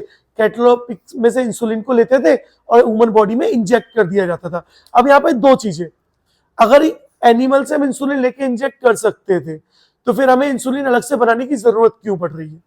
पहला क्वेश्चन, क्यों? क्योंकि यहां से इंसुलिन लेने पर ऐसा होता था कि हमारी बॉडी उसको प्रॉपर एक्सेप्ट नहीं करती थी, एनिमल से जो इंसुलिन लिया, ठीक है। तो एनिमल से जो हमने इंसुलिन लिया हमारी बॉडी उसको पूरा एक्सेप्ट नहीं करती थी, जिसकी वजह से एलर्जी कॉज होने लग जाती थी या थोड़ी बहुत अदर रिएक्शंस होने लग जाती थी बॉडी में, है ना, कि रैशेज आ गए, ये सारी चीजें होने लगती थी। तो वहां से यार देखो कुछ तो नुकसान था। दूसरा, एक चीज और बताओ, क्यों इंजेक्शन ही लेने? पी भी तो सकते थे, है? क्या चीज बोलो? या इंसुलिन की टैबलेट भी तो बना सकते थे, जो इंसुलिन एक्सट्रैक्ट किया उसका सॉल्ट बना के उसकी टैबलेट बना खा लो, है ना। तो क्यों नहीं करते थे? इसका रीजन है कि इंसुलिन जो है ना वो एलिमेंट्री कैनाल में डिग्रेड हो जाती है ना, ठीक है। तो इसलिए हम लोग ओरली इंसुलिन को, we orally not take insulin because it degenerate in elementary canal. ये क्या होता था? ये एलिमेंट्री कैनाल में डिजनरेट हो जाते थे, इसलिए हम लोग क्या करते थे? ओरली इंसुलिन को इंटेक नहीं करते थे, ठीक है। हाँ ठीक है, MENTARY ये कर लेना, एलिमेंट्री की स्पेलिंग सही, ठीक है। चलो अब इतना बात पता चली। अब क्या हुआ? साइंटिस्ट ने बोला कि हम लोग बायोटेक्नोलॉजिकली इंसुलिन को बना लेते हैं। अब सबसे पहले तो एक बात याद रखो, इंसुलिन जो है एक बहुत छोटा सा प्रोटीन है ना। तो इंसुलिन क्या है? अगर हम इंसुलिन की बात करें कि हम इंसुलिन पढ़ रहे हैं ना, तो इंसुलिन क्या है? इंसुलिन एक स्मॉल प्रोटीन है, ठीक है, स्मॉल प्रोटीन है, ये बात याद रखना सबसे पहली बात। तो दूसरा, साइंटिस्टों ने बोला कि अगर हम लोग इंसुलिन बना रहे हैं ना, तो इंसुलिन बनाने में क्या हो रहा है? ए चेन भी बन रही है, बी भी बन रही है और सी भी बन रही है, लेकिन हमें तो सिर्फ दो ही चेन्स की जरूरत है। कौन कौन सी? ए और बी की। सी चेन जो है वो तो एडिशनल है। ये देखो, ये नॉन फंक्शनल इंसुलिन है, लेकिन अगर मैं फंक्शनल इंसुलिन बनाऊं तो उसमें सिर्फ दो ही चेन रहेंगी, ए चेन और उससे जुड़ी हुई है कौन सी? B chain. तो ए चेन और बी चेन, तो ये ए चेन है और ये बी चेन है ना। ए चेन के पास 21 न्यूक्लियोटाइड होते हैं ना, ठीक है, और बी चेन के पास लगभग 30 न्यूक्लियोटाइड होते हैं। तो देखो कितने कम न्यूक्लियोटाइड है ना, तो छोटा सा प्रोटीन है ना, स्मॉल प्रोटीन है अपना, है ना। अब इनके बीच में एक इंपॉर्टेंट चीज, जो ए और बी चेन है उसके बीच में डाइसल्फाइड बॉन्ड होते हैं। क्या होते हैं? डाइसल्फाइड बॉन्ड होते हैं। तो हमेशा याद रखना, ए और बी चेन के बीच में जो बॉन्ड होते हैं वो कौन से होते हैं? Disulphide bond. ये पूछा जाएगा कि इंसुलिन की ए और बी चेन के बीच में कौन सा बॉन्ड है, तो डाइसल्फाइड बॉन्ड है। और ये जो ए और बी चेन है, इस यही क्या बना रहे हैं? एक्टिव हाँ इंसुलिन, ठीक है, एक्टिव इंसुलिन। अब साइंटिस्टों ने बोला कि यार अब एक्टिव इंसुलिन को कैसे बनाए, क्योंकि क्या कर रहे थे? जीन ले रहे थे और जीन से क्या हो रहा था? पूरा का पूरा इंसुलिन बन रहा था। अब बोलते हैं सी वाले पार्ट को कैसे हटाए, तो तब फिर एक अमेरिकन कंपनी आई जिसका नाम था एली लिली, है ना, एली लिली, है ना। एली लिली अमेरिकन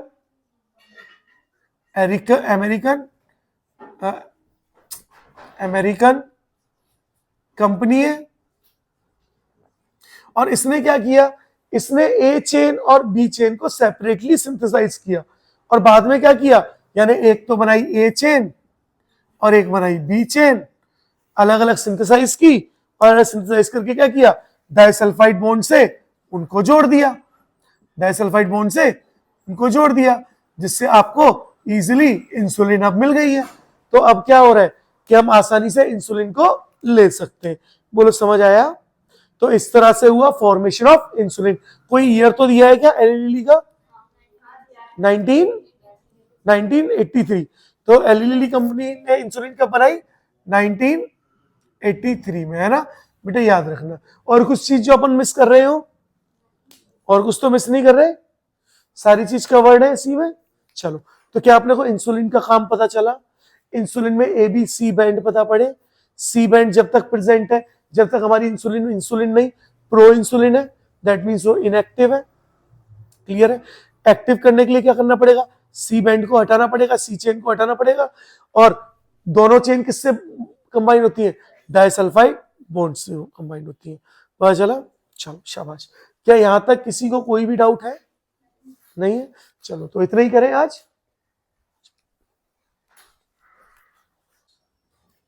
चलो देखो बेटा, आज हम लोग बात कर रहे हैं किसके बारे में? जीन थेरेपी के बारे में बात करेंगे। क्या होती है जीन थेरेपी, है ना, क्यों हम इसको यूज कर रहे हैं। तो सबसे पहले इस चीज को समझो कि जीन थेरेपी में हम करते क्या है ना।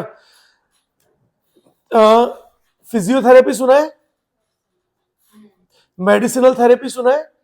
मेडिसिनल थेरेपी क्या होता है? आपकी तबीयत खराब है, आप डॉक्टर के पास गए, डॉक्टर आपको मेडिसिन देगा, वो आपका ट्रीटमेंट चल रहा है, वो क्या? Medicine, medicinal therapy. सेम, आपके चोट वोट लग गई, या हड्डी वगैरह टूट गई, या कहीं पे पैर में मोच वोच आ गई, हाथों में मोच आ गई, तो क्या होता है? डॉक्टर बोलता है एक काम करो, यही दवाई, और आप जाओ और फिजियोथेरेपी लो। तो आप क्या करते हो? फिजियोथेरेपी लेते हो। फिजियोथेरेपी मतलब फिजिकल एक्सरसाइज करो। तो फिजियोथेरेपी सेंटर से वहां जा रहे हैं, और लोग क्या कर रहे हैं? एक्सरसाइज कर रहे हैं, हल्का हल्का वेट उठा करके। तो वो क्या होता है? फिजियोथेरेपी। ऐसे ही हम बात करते हैं किसके बारे में? Gene therapy. अब जीन थेरेपी में क्या होता है? किसी के अंदर, सपोज दैट ये एक बच्चा था, है ना, और इस बच्चे के अंदर कोई जीन जो है वो डिफेक्टिव है, तो हम क्या करते हैं?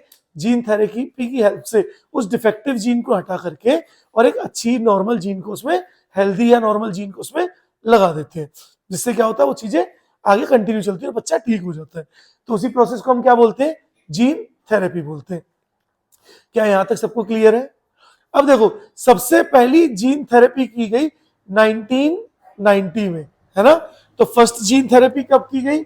अब अगर बात करें, अगर फर्स्ट जीन थेरेपी की बात करें, तो फर्स्ट जीन थेरेपी कब की गई? 1990, 1990 में की गई। किसमें की गई? एक 4 साल की बच्ची थी, एक 4 ईयर ओल्ड गर्ल थी, उसके अंदर की गई जीन थेरेपी। किस चीज की जीन थेरेपी की गई? जीन चेंज की गई, एडीए। एडीए जीन जो थी उसकी, वो डिफेक्टिव थी, वो डिफेक्टिव थी। एडीए का फुल फॉर्म क्या होता है? Adenosine, adenosine D aminase, adenosine D aminase syndrome. ठीक है ना। तो adenosine D aminase syndrome is ADA. बोलो क्लियर है? अच्छा देखो, इस डिजीज की वजह से इसके अंदर हो रहा था skid, skid syndrome, SCID, SCID, skid syndrome. कौन सा सिंड्रोम हो रहा था बेटा? स्किड सिंड्रोम हो रहा था। अब स्किड का फुल फॉर्म क्या है? सीवियर, सीवियर कंबाइंड, हाँ, इम्यूनो डेफिशिएंसी, है ना, सीवियर कंबाइंड इम्यूनो डेफिशिएंसी। अब स्किड डिजीज में होता क्या है वो समझो। स्किड डिजीज में क्या होता है? एडीए की डेफिशिएंसी हो जाती है। अब एडीए जो है वो कहां प्रेजेंट होता है? एडीए हमारा प्रेजेंट होता है टी लिम्फोसाइट सेल्स में। कहां होता है? टी लिम्फोसाइट सेल्स में, टी लिम्फोसाइट सेल्स में प्रेजेंट होता है। और टी लिम्फोसाइट्स ही क्या है? हमारी बॉडी के वॉरियर्स है, यही लड़ते हैं। जैसे बैक्टीरिया आता है या वायरस आता है, भाला लेके पहुंच जाते हैं, ऐसे मार के उसको भगा देते हैं, है ना। अब इसी के अंदर एडीए जीन थी। अब एडीए जीन क्या हो गई? डिफेक्टिव हो गई, एब्सेंट हो गई। उसकी वजह से क्या हुआ? उस बच्चे का इम्यून सिस्टम इतना ज्यादा कमजोर हो गया कि छोटी से छोटी बीमारी उसको तुरंत लग जाती थी। जैसे अगर बच्चा यहाँ पे रूम में बैठा है, आपने छींक दिया, तो आप समझोगे अब उसको भी जुकाम हो गया है, उसके बाद ही राइनो वायरस पहुंच गया है, अब वो भी जुकाम हो गया है ना, आपने खांस दिया उसको भी खांसी हो जाएगी। 4 साल तक इस बच्चे को स्टेराइल रूम में रखा गया था, है ना, ये उस रूम में ही था, वहीं पर से उसको खाना दिया जाता था, वहीं सारी फैसिलिटीज उसको दी जाती थी। दैट मीन्स 4 साल तक ये जो बच्ची थी ये किसी के कांटेक्ट में नहीं आई थी, है ना। क्यों? किसी के कांटेक्ट में आती फटाफट से इसका इम्यून सिस्टम ऑलरेडी वीक है, डिजीज कॉज हो जाती है, इसकी डेथ हो जाती। ठीक है, पता चला। तो किसकी वजह से हुई? एडीए की वजह से। अब देखो इसको डिजीज को क्योर कैसे करेंगे, जरा बताओ। ये जो एडीए डिजीज है ये कैसी डिजीज है? ये एक तरह की हेरिडेटरी डिजीज है ना। कैसी डिजीज है? हेरिडेटरी डिजीज है। हेरिडेटरी डिजीज का मतलब क्या होता है? एक जेनेटिक डिजीज है ना, जेनेटिक डिजीज है, जेनेटिक डिजीज है ये, इसको, है ना। और ये कॉज हुई इनबॉर्न, तो कॉज हुई इनबॉर्न। इनबॉर्न का मतलब क्या हुआ? जब ये बच्ची पैदा हुई ना, इसको तब से ही ये डिजीज थी, मतलब पैदा होते ही इसको डिजीज थी पहले से। ठीक है, यानी जब ये एम्ब्रियो की स्टेज में थी ना, तब से इसको डिजीज थी।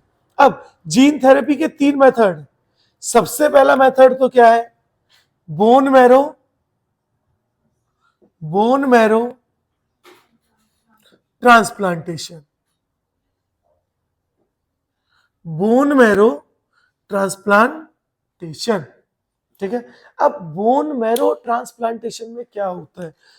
आप एक हेल्दी पर्सन से बोन मैरो लेते हैं और उस बोन मैरो को क्या करते हैं? इस बच्चे के अंदर इंसर्ट कर दो जिसको ये डिजीज है। लेकिन अब बोन मैरो क्या करेगी? अब बोन मैरो का काम क्या है? बोन मैरो ही टी लिम्फोसाइट्स बना रही है। तो बोन मैरो का काम क्या है? बोन मैरो जो है ये फॉर्म कर रही है, forms T lymphocytes, T lymphocytes. लेकिन कुछ टाइम बाद क्या होगा? बोन मैरो खराब हो जाएगी यूज हो के, कि बोन मैरो भी तो बॉडी में बनती रहेंगी ना, तो बोन मैरो खराब हो जाएगी, डिग्रेड हो जाएगी। तो क्या लॉन्ग टाइम तक क्योर रहेगा? नहीं रहेगा। तो पहला तो ये हो गया। सेकंड मेथड बोलो, कौन बताएगा? ईआरटी। ईआरटी का मतलब? ईआरटी, है ना, ERT, ERT, ERT is enzyme replacement, replacement therapy, है ना। और बोलो थर्ड क्या है? थर्ड तो हमारा जीन थेरेपी है ना। अब ईआरटी यानी एंजाइम रिप्लेसमेंट थेरेपी क्या है वो समझो। साइंटिस्टों ने क्या किया, बहुत सारे एक जगह पर टी लिम्फोसाइट्स को बहुत सारा ग्रो कर लिया कल्चर मीडियम में, है ना। किसी पर्सन से टी लिम्फोसाइट्स ली, टी लिम्फोसाइट सेल्स ली। T lymphocyte is white blood cell. T lymphocytes क्या है? व्हाइट ब्लड सेल्स है। तो व्हाइट ब्लड सेल्स ली किसी हेल्दी पर्सन से और उनको ग्रो किया बहुत ज्यादा अमाउंट में। अब क्या हुआ? जिसके अंदर एडीए की डिजीज है उसके अंदर टी लिम्फोसाइट सेल्स को ट्रांसफर कर दिया गया। अब ये जो सेल्स है इनके पास तो एडीए की जीन है, इनके पास तो एडीए की जीन है। अब जब वो बच्चे की बॉडी में चली गई, तो बच्चे की बॉडी में जाने के बाद क्या होगा? बच्चे की बॉडी में जाने के बाद अब वो सेल्स अपना काम करेंगी और बच्चे का को स्किन डिजीज जो है उससे रिलीफ मिल जाएगा, मतलब उस टाइम तक उसका इम्यून सिस्टम स्ट्रांग हो जाएगा। लेकिन ऑब्वियस सी बात है, व्हाइट ब्लड सेल यानी टी लिम्फोसाइट्स, इनकी भी लाइफ इतनी ज्यादा नहीं होती, तो धीरे धीरे ये भी खत्म हो जाएंगी। अब होता है क्या है, इतनी सारी बना लेते हैं कि जैसी टी लिम्फोसाइट बच्चे की बॉडी के अंदर खत्म हुई, दोबारा से इंजेक्ट कर दी, फिर खत्म हुई, फिर कर दी। यानी बार बार बच्चे को इंजेक्शन लिया, इंजेक्ट कर दी। इंजेक्शन जैसे आपके अंदर ग्लूकोज की कमी हो रही है, आप डॉक्टर के पास गए, डॉक्टर ने बोला अरे तुम्हारे अंदर तो ग्लूकोज की कमी है, वो क्या करेगा? बोतल ग्लूकोज चला देगा तुम्हारी बॉडी में, तुम लेटे रहोगे ऐसे, ग्लूकोज चढ़ता रहेगा। सेम वही सीन टी लिम्फोसाइट के साथ था। अरे इम्यून सिस्टम वीक हो रहा है, टी लिम्फोसाइट, एडीए का डिजीज थी तुझे, एडीए का पेशेंट था तू, तेरी टी लिम्फोसाइट कम हो गई, इसलिए तू बीमार हो रहा है, चल तुझे फटाफट से टी लिम्फोसाइट चढ़ाते हैं। तो वो बना के रखते हैं, लेकिन कब तक बनाओगे? क्या पूरी जिंदगी उसको टी लिम्फोसाइट चलाते चढ़ाते रहोगे? तो यहां से भी ये प्रोसीजर थोड़ा सा टिपिकल है ना। फिर थर्ड आता है आपका जीन थेरेपी। तो थर्ड जो है वो है जीन थेरेपी, है ना, जीन थेरेपी, है ना। ठीक है, अब जीन थेरेपी में क्या होता है वो समझो। जीन थेरेपी में क्या होगा? जो एडीए की जीन है उसको एक्सट्रैक्ट किया गया किसी हेल्दी पर्सन से, है ना, यानी ये रही मेरी एडीए की जीन, एडीए की जीन, इसको एक्सट्रैक्ट किया गया किसी हेल्दी पर्सन से, है ना, और इसको ट्रांसफर किया गया, वेक्टर यूज किया, कौन सा वेक्टर यूज करते हैं हम लोग, रेट्रोवायरस, है ना। अब रेट्रोवायरस वैसे तो यार कैंसर कॉजिंग वायरस है, लेकिन हमने क्या किया, इसकी जो कैंसर कॉजिंग जीन थी उसको डीएक्टिवेट कर चुके हैं, है ना। डीएक्टिवेट करने के बाद अब ये एक अच्छा वेक्टर है, और इस वेक्टर को एक एम्ब्रियो के, यार बच्चा जब एम्ब्रियो की फॉर्म में था, तो एम्ब्रियो की फॉर्म में जब बच्चा था तब इसको इंसर्ट किया गया, किसमें इंसर्ट किया गया, बोन मैरो में। ये जैसे ये मैंने बता दिया, ये बोन मैरो, है ना। तो बोन मैरो के अंदर जब इसको इंसर्ट किया गया तो इस टाइम एम्ब्रियोनल स्टेट में जो बोन मैरो थी ये स्टेम सेल्स थी, ये क्या थी, स्टेम सेल्स थी, यानी बोन मैरो में भी नहीं, आप तो क्या बोलोगे इसको, जो आपकी एडीए जीन है उसको, एडीए जीन जो है उसको इंसर्ट किया गया किसके अंदर, स्टेम सेल्स के अंदर। अब स्टेम सेल्स जो है ना उनके पास टोटीपोटेंसी होती है, टोटीपोटेंसी मतलब रीजनरेशन पावर होती है, रीजनरेशन पावर होती है ना, यानी इस टाइम पे सेल डिवाइड हो रही है, जैसी एडीए आ गया, अब एडीए सेल के अंदर डालने के बाद अब सेल्स डिवाइड होती गई, इसका मतलब सारी सेल्स के पास क्या हो गया, एडीए जीन आ गई, और अब एडीए जीन आ गई है तो अब क्या होगा, एडीए डिजीज क्या हो गई, क्योर हो गई। एम्ब्रियो में नहीं तो कम एज के बच्चों में आप इसको कर सकते हो, जैसे 4 साल की लड़की थी इसके अंदर किया और ये ठीक हो गई, है ना, लेकिन ज्यादा प्रिफर कब करते हैं, एम्ब्रियोनिक स्टेज में करते हैं। अब सुनो, कैसे पता पड़े कि यार बच्चा तो अभी पैदा भी नहीं हुआ, पैदा होने से पहले आपको पता पड़ गया इसको एडीए डिजीज है, कैसे पता पड़ा, अमीनो सेंटेसिस करके, प्रेगनेंसी के 1 महीने बाद ही क्या हो जाता है, अमीनो सेंटेसिस हो जाता है, जिसमें हम क्या करते हैं, एम्ब्रियो का एमनियोटिक फ्लूइड को बाहर निकालते हैं और वहां से चेक कर लेते हैं, वहां सेक्स डिटर्मिनेशन भी वहीं से होता है, लेकिन वो तो क्या बैन है, तो सेक्स डिटर्मिनेशन को छोड़ करके सारी डिजीज वहां से स्टडी हो जाती है। बोलो ये बात समझ आई सबको, तो पता पड़ा जीन थेरेपी क्या होती है, क्लियर है। चलो अब आगे बढ़े बच्चों, आगे हम लोग बात कर रहे हैं मॉलिक्यूलर डायग्नोसिस के बारे में, कि क्या होता है मॉलिक्यूलर डायग्नोसिस, ठीक है। तो इसको मिटाते हैं जरा और बात कर रहे हैं किसके बारे में, मॉलिक्यूलर डायग्नोसिस के बारे में, कि क्या होता है मॉलिक्यूलर डायग्नोसिस। ये चीज याद रखना, एडीए का फुल फॉर्म स्किड क्या है, ये शब्द आपको पता होने चाहिए, ठीक है। अब हम लोग किसके बारे में बात कर रहे हैं, मॉलिक्यूलर डायग्नोसिस के बारे में, है ना। तो देखो हम बात कर रहे हैं मॉलिक्यूलर डायग्नोसिस के बारे में, क्या होता है मॉलिक्यूलर डायग्नोसिस। देखो मॉलिक्यूलर डायग्नोसिस में क्या होता है, मॉलिक्यूलर डायग्नोसिस की वजह से हम लोग अर्ली डिटेक्ट कर सकते हैं, early detect the disease, disease को अर्ली डिटेक्ट कर सकते हैं, किन मेथड से कर सकते हैं, मेथड्स कौन कौन से हैं, है ना, मेथड कौन कौन से हैं। सबसे पहला तो पीसीआर हो गया, पीसीआर का मतलब पॉलीमरेज, हाँ chain, very good, polymerase chain reaction से, this the first method. Second ELISA, ELISA, ELISA, ELISA से हम लोग एड्स का टेस्ट करते हैं ना। एलिसा का फुल फॉर्म बोलो, एंजाइम लिंक्ड इम्यूनो सोर्बेंट, ऐसे देखो, ऐसे यही स्पेलिंग ऐसे की, हाँ, तो enzyme linked immunosorbent assays ELISA test. अब देखो हमने क्या बोला, हम जीन को अर्ली डिटेक्ट कर रहे हैं, सपोज दैट एक पर्सन था उसके अंदर एड्स का वायरस आ गया, ठीक है, एड्स का virus is HIV, HIV virus आया, जैसे ही उसके अंदर HIV वायरस आया, अब HIV वायरस का भी क्या काम है, इम्यून सिस्टम को वीक करता जाएगा धीरे धीरे, और बहुत आगे जाकर के पता पड़ेगा कि पता पड़ा भैया 6 महीने बाद पता पड़ रहा है इसको तो एड्स है, और अब वो क्यूरेबल नहीं है, अब उसको क्योर नहीं कर सकते आप, जो 6 महीने बाद पता पड़ रहा था उसको क्योर नहीं कर सकते अब, है ना। अब तो ये भैया मरेगा मरेगा, जितना जीना है भैया तू जी ले, अब तो HIV पॉजिटिव हो गया, है ना। सेम कैंसर है, किसी को इनिशियल स्टेज में कैंसर है, नहीं पता चला, कह रहे एक छोटी सी गांठ सी बन रही है यार हाथ पर, है ना, या थोड़ा सा मतलब बॉडी में कहीं पे, है ना। अब देखो ल्यूकीमिया जो है, ब्लड कैंसर, उसको छोड़ के हम बाकी कैंसर को यहाँ से क्योर कर सकते हैं पता करने के बाद, है ना, कि ब्लड कैंसर क्योर नहीं होता। ब्लड कैंसर में तो क्या होगा, आपका बार बार ब्लड चेंज होगा तो ही आप जिंदा रहोगे, अदरवाइज नहीं रहोगे, ठीक है। तब होगा क्या, किसी पर्सन को कैंसर है, अब उसने क्या किया, उसने बोला कि डॉक्टर साहब यहाँ पे ऐसे गांठ सी बन रही है ना। डॉक्टर ने पूरी बॉडी का चेकअप किया और क्या किया, एलिसा टेस्ट या PCR करा दिया, मैं तो कह रहा हूँ PCR कराया।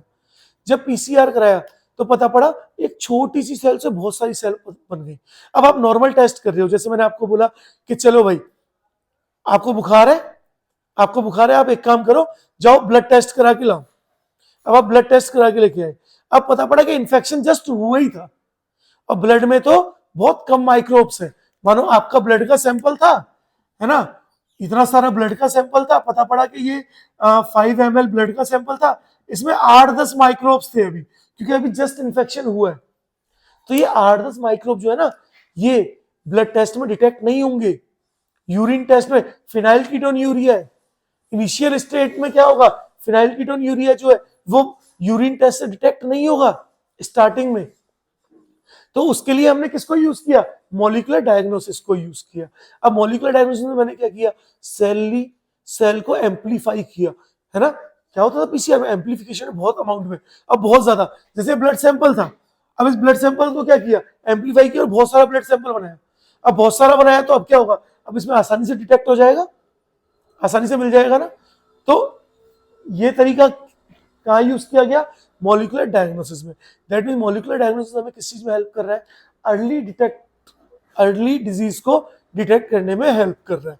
बोलो यहां तक क्लियर है, किसी को कोई भी डाउट है, पता पड़ा मॉलिक्यूलर डायग्नोसिस क्या होता है, कोई डाउट है, पक्का। अब उसके बाद हम लोग आते हैं किसके ऊपर, ट्रांसजेनिक एनिमल्स के ऊपर, है ना। इसमें और कोई पॉइंट है ऐसा जो मुझे बताना है आपको, कोई पॉइंट मैं चेक करूं जरा, नहीं, सारे पॉइंट यही कवर है ना। रिकॉम्बिनेंट DNA टेक्नोलॉजी या PCR को हम यूज कर रहे हैं ना। तो आप चाहो तो यहाँ पे थर्ड लिख सकते हो, recombinant DNA technology, recombinant DNA technology. तो इन 3 टेक्नोलॉजी है, इन 3 मेथड्स को हम लोग यूज करते हैं, ठीक है, किसके लिए, मॉलिक्यूलर डायग्नोसिस के लिए, जिसमें डिजीज पहले ही पता चल जाएगी। अब सोचो एक चीज खुद से सोचो, अगर आपको पहले ही पता पड़ गया कि हाँ भैया इस बीमारी है, इसका इन्फेक्शन हो गया, तो आप उसको इनिशियल स्टेज में क्योर कर लोगे, तो वो डिजीज होगी ही नहीं, है ना। जबकि बाद में क्या होगा, जब बहुत सारे वायरस आ गए तो वो क्योर नहीं होंगे।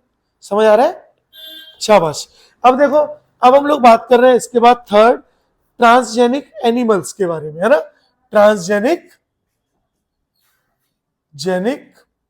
एनिमल्स के बारे में, है ना, क्या होते हैं ट्रांसजेनिक एनिमल।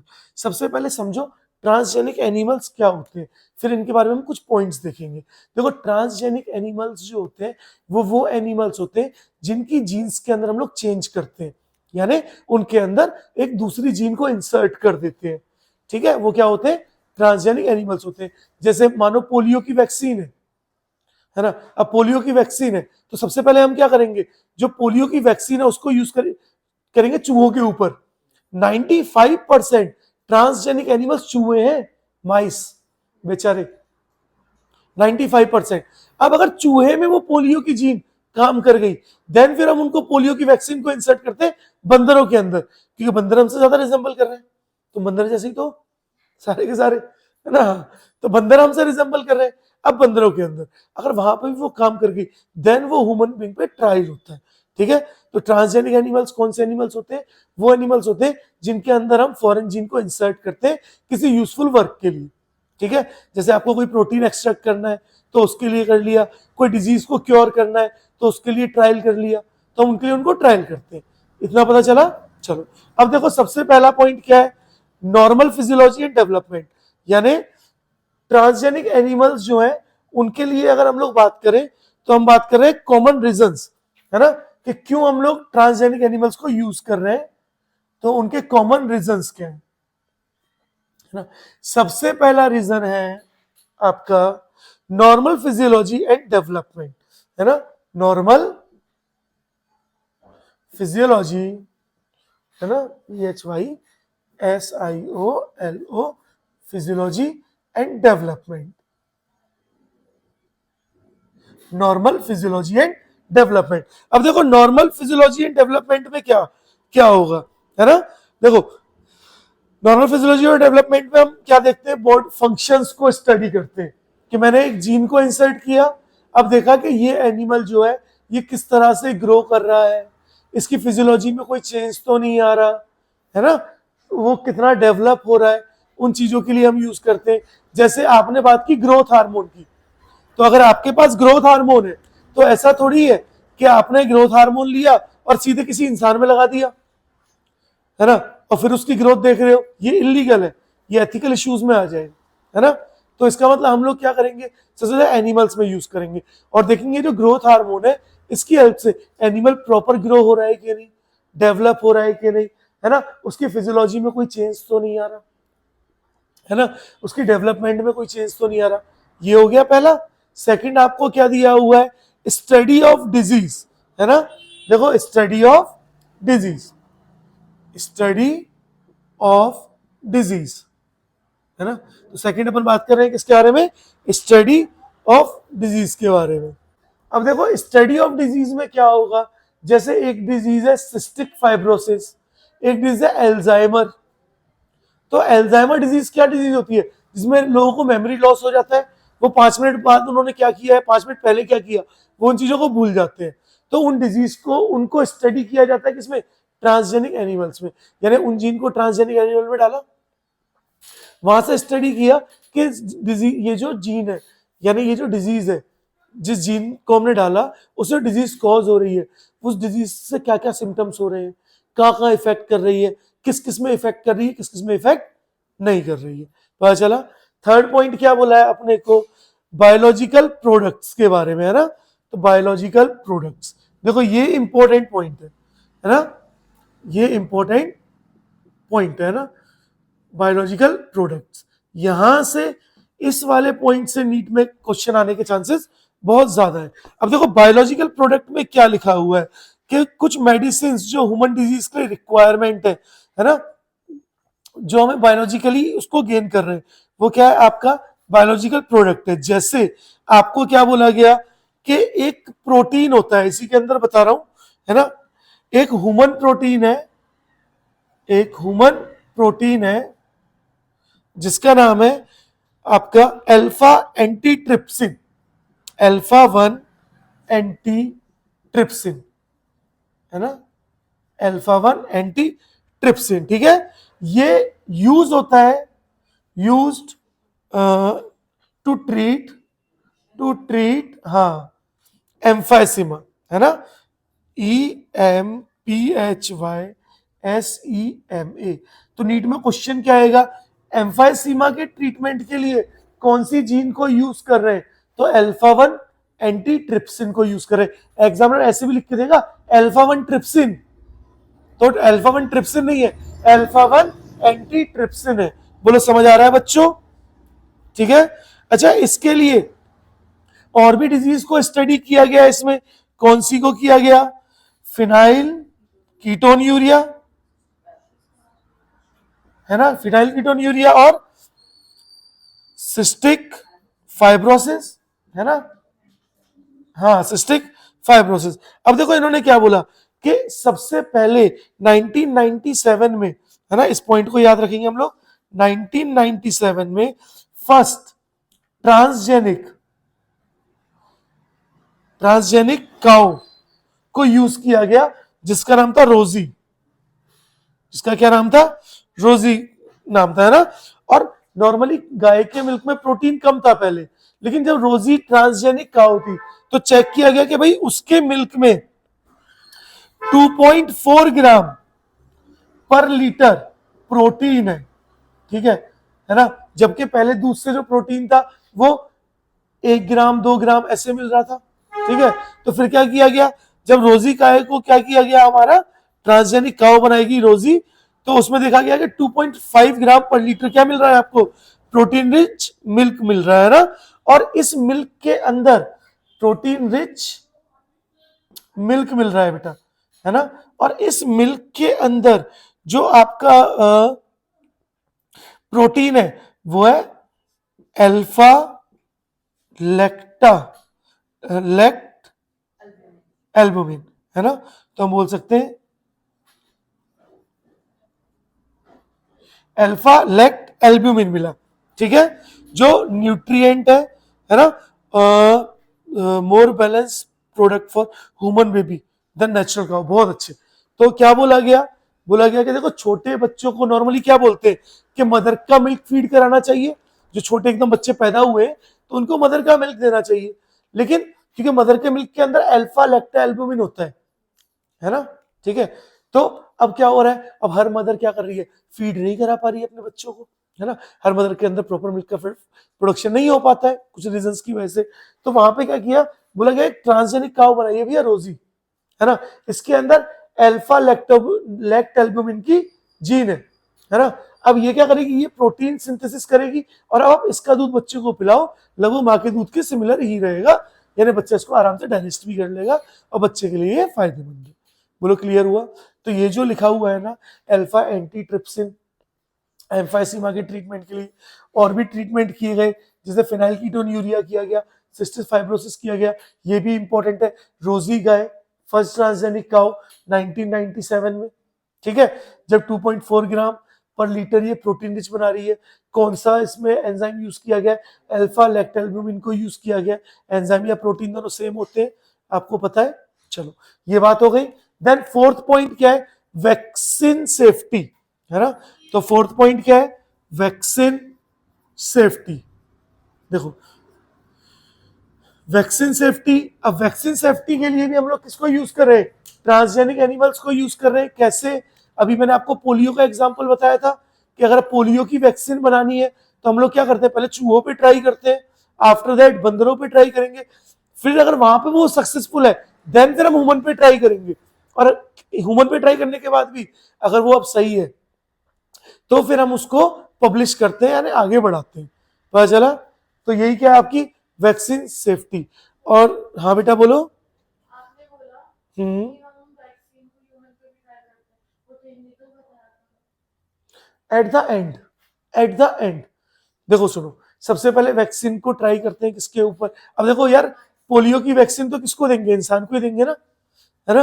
अब ऐसे जानवर ऐसे चलते हुए देखे तुमने, इंसान ही चलते हैं ऐसे, है कि पोलियो नॉर्मली इंसान को ज्यादा होता है, एनिमल्स में पोलियो होता है लेकिन as compare to human being बहुत कम होता है। तो पहले एनिमल्स में टेस्ट करने के बाद आफ्टर दैट फिर ह्यूमन बीइंग को दिया गया, है ना। ऐसे नहीं कि आपने डायरेक्ट ह्यूमन बीइंग को दे दिया, ठीक है, पता चला। देन नेक्स्ट क्या है, देखो अपना नेक्स्ट है अपना केमिकल सेफ्टी टेस्टिंग, है ना। फिफ्थ, केमिकल सेफ्टी टेस्टिंग, ठीक है, केमिकल सेफ्टी टेस्टिंग। अब केमिकल सेफ्टी टेस्टिंग में क्या होगा, अब यहाँ पे कुछ केमिकल्स है ऐसे जो नए नए केमिकल्स बन रहे हैं, नए नए ड्रग्स बन रहे हैं, केमिकल्स इन द सेंस नए नए ड्रग्स। जैसे अरे भाई मार्केट में नई दवाई लॉन्च हुई, तो अगर नई दवाई लॉन्च हुई तो ऐसे लॉन्च नहीं हो गई है, पहले उनको एनिमल पे टेस्ट किया गया कि ये ड्रग एनिमल्स में, चूहे में क्या इफेक्ट डाल रहा है, अब बंदर में क्या इफेक्ट डाल रहा है, अब एप्स में क्या इफेक्ट डाल रहा है ना, चिंपैंजी ले लिया उसमें क्या इफेक्ट डाल रहा है। अगर सब में सही है देन फिर उसको, क्या थी वो, कौन सी मूवी थी, एप्स वाली, इवोल्यूशन ऑफ एप्स वाली एक मूवी आई थी ना, उसमें एप्स जो है वो डोमिनेट हो जाते हैं, उनमें जेनेटिक डिसऑर्डर, वो जीन डालने के बाद। नहीं यार, गॉडजिला तो अलग चीज है ना, डाउन द एप्स करके एक मूवी थी, है ना, हाँ डाउन द एप्स, है ना। तो वहां पे उस मूवी में क्या हुआ था, ड्रग्स को टेस्ट किया गया किस पे, पहले चूहे पे, आफ्टर दैट फिर किसमें टेस्ट किया गया, बंदरों पे, देन फिर एप्स पे यूज किया गया। तो देखा गया उस ड्रग से एप्स क्या बड़े समझदार हो गए, वो दरअसल वो एल्जाइमर डिजीज का टेस्ट था कि एल्जाइमर का ड्रग बना रहे थे, एल्जाइमर डिजीज का। अब एल्जाइमर डिजीज में लोग मेमोरी लॉस होता है, तो उसका ऐसा ड्रग बनाया गया जो मेमोरी लॉस ना हो और मेमोरी पावर को बढ़ा दे। तो जब एप्स पे ट्राई किया गया तो क्या हुआ, एप्स ज्यादा समझदार हो गए और पता पड़ा एप्स इंसानों पे राज करने लग गए, घोड़ों पे घूम रहे हैं बंदर, है ना, देख रहे हो, है ना, हाँ, अरे रियल में मूवी में घूम रहे थे भाई, है ना, हाँ। तो वो क्या हुआ, केमिकल सेफ्टी टेस्ट हुआ कि ऐसे नहीं कि आपने कोई भी ड्रग बनाया इंसान को दे दिया, ये इलीगल है कि कोई भी ड्रग बनाया सीधे इंसान को दे दिया, है ना। अब ये जो लोग नशे करते हैं, इंजेक्शन वगैरह लेते हैं, तो ये सर्टिफाइड थोड़ी है, ये ऐसी तो है कि आपने ड्रग बनाया इंसान को दे दिया, वो ले रहा है, वो लेके झूम रहा है नशे में, उसको पता ही नहीं है ना, झूम बराबर झूम, है ना, तो वो टेस्टेड नहीं है ना। तो केमिकल सेफ्टी टेस्टिंग भी पता चल गया। तो ये आपके 5 रीजन है, कॉमन रीजन जिनमें हम लोग ट्रांसजेनिक एनिमल्स को यूज करते हैं। बोलो क्लियर हुआ, ये आपको याद होने चाहिए, क्लियर है। चलो उसके बाद आपका एथिकल इश्यूज आता है, तो उसको अपन लोग एनसीईआरटी से पढ़ेंगे। एक ओवरव्यू देता हूं एथिकल इश्यूज का मतलब क्या है। एथिकल इश्यूज का मतलब ये है कि जैसे आपकी कोई राइस है, जैसे बासमती राइस है, अब बासमती राइस इंडिया में उग रही है, लेकिन इंडिया ने उसको पेटेंट नहीं कराया। पेटेंट कराने का मतलब क्या होता है कि भैया ये हमारा अधिकार है, अगर तुम इसको बनाओगे और बेचोगे तो हमारे पास उसकी कमीशन आनी चाहिए और हमारी परमिशन से बेचोगे, अगर हम परमिट नहीं करेंगे तो आप बासमती राइस नहीं बेच सकते हो। ये होता है पेटेंट कराना। तो ये किस में आता है, एथिकल इश्यूज में आता है। और क्या होता है, आपने कोई ड्रग बनाया, अगर उस ड्रग को बना करके पेटेंट नहीं कराया, जैसे हमारा एक ड्रग था सहेली, याद है 3rd चैप्टर में हम लोगों ने पढ़ा था रिप्रोडक्टिव हेल्थ में सहेली। तो सहेली को क्या किया, सीडीआरआई लखनऊ ने बनाया और उसने पेटेंट करा लिया अपने नाम पे कि भैया ये हमारा ड्रग है, कोई और हमारी मर्जी के बिना इसको नहीं बना सकता, कि क्या पता कोई और सहेली के नाम पे ड्रग बना रहा है, या हमारे वाले कंपोजिशन को यूज करके ड्रग का सहेली की जगह दोस्ताना नाम रख दिया, है ना, दोस्ताना नाम रख दिया, कुछ ही नाम रख दिया।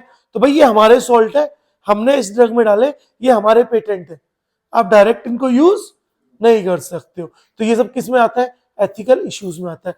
और क्या आता है एथिकल इश्यूज में, कि आप कोई भी ड्रग या बना रहे हो या कोई भी टेस्ट कर रहे हो तो आप सीधे इंसानों पे नहीं कर सकते, जैसा किसने किया था, हिटलर ने किया था। हिटलर ने क्या किया था, जब अपनी क्या था नाजी, हाँ, अपनी नाजी आर्मी बनाई थी, तो उसमें कुछ ऐसे पागल से साइंटिस्ट थे ना कि आर्मी को स्ट्रॉन्ग करने के लिए वो लोग लोगों को पकड़ रहे थे। अच्छा, जवानों को नहीं पकड़ रहे थे, बुड्ढों को पकड़ रहे थे या बच्चों को पकड़ रहे थे, कि बच्चे भी नहीं लड़ सकते और बुड्ढे भी नहीं लड़ सकते, तो उनको बुड्ढों को पकड़ करके और उनके अंदर एक्सपेरिमेंट कर रहे थे, उनमें नए नए ड्रग डाल रहे थे। जैसे एक आदमी में ड्रग डाल दिया था, तो उस ड्रग के डालने के बाद वो आदमी एकदम जानवर बन गया था, लोगों को काटता फिर रहा था, खा जा रहा था लोगों को, है ना। तो अब पता पड़ा कि अब वो खतरनाक तो बन गया, आर्मी तो स्ट्रांग हो गई, लेकिन अब वो आउट ऑफ कंट्रोल है। पता पड़ा दुश्मन से पहले अपनी आदमी को खा जा रहा है, तू आ तुझे खा जाऊंगा, वो खुद की आर्मी भाग रही है ना। तो बोला गया यार ये तो इलीगल है यार, इंसान का क्या बना दिया तुमने, जानवर बना दिया इंसान का, है ना। ऐसे फिर एक्सपेरिमेंट किए गए, अरे एक काम करते हैं, आधी बॉडी इंसान की लगा देते हैं, आधी बॉडी घोड़े की लगा देते हैं, हैरी पॉटर बना देंगे। हैरी पॉटर में था ना वो घोड़े वाला आदमी, नहीं देखा, अरे हैरी पॉटर में था भाई, हाँ, जब वो उसका यूनिकॉर्न का खून पीने जाता है वोल्डेमॉर्ट, तो हैरी पॉटर वहां पहुंच जाता है जंगल में, है ना, हैग्रिड के साथ जाता है ना, हाँ। तो मतलब कहने का मतलब ये कि बहुत सारे एक्सपेरिमेंट ऐसे करने लगे कि बताओ यार, आदमी का ऊपर का शरीर, नीचे घोड़े का, चलो इसका रफ्तार आ गई, है ना। तो भाई ये चीजें इलीगल है, आप ऐसे नहीं कर सकते, है ना। ऐसे ही जैसे एनिमल्स में कराया था, टाइगर लॉइन को वो करा दिया और लाइगर बना दिया। अब लाइगर जो है वो साइज में तो तगड़ा हो गया, लेकिन पता पड़ा कि शेर फुर्तीला था, थोड़ा सा ज्यादा नहीं होता, शेर हल्का फुल्का फुर्तीला होता है, लेकिन टाइगर ज्यादा फुर्तीला है। अब लाइगर पड़ा हुआ है, खराटे मार रहा है बस, उसको मतलब ही नहीं। पता पड़ा सामने शिकार निकल गया, अबे जा, पड़ा हुआ मिल जाएगा, खा लूंगा, कभी तो मरेगा, कभी तुझे मौत आएगी जब खा लूंगा तुझे, है ना। ठीक है, पता पड़ा रिप्रोडक्टिवली आइसोलेट हो गए, वो नई प्रोजेनी प्रोड्यूस नहीं कर पा रहे। तो क्या बोला गया, एक कमेटी बैठी, सबने बोला कि यार सुनो, ऐसे आप किसी पे भी एक्सपेरिमेंट नहीं कर सकते हो, एक्सपेरिमेंट करने के लिए परमिशन लेनी पड़ेगी, और इंसानों पे तो बिल्कुल नहीं करोगे। और जो भी आप मेडिसिन या ड्रग बना रहे हो उसको आपको पेटेंट कराना जरूरी है ना, ताकि उसका मिसयूज ना हो। क्लियर है। तो यही सारी चीजें किसमें, एथिकल इश्यूज में। अब अपन लोग इसको एनसीईआरटी से रीड करेंगे अभी, तो लेक्चर तो यही बंद करते हैं और फिर एनसीईआरटी से इसको देखते हैं, ठीक है।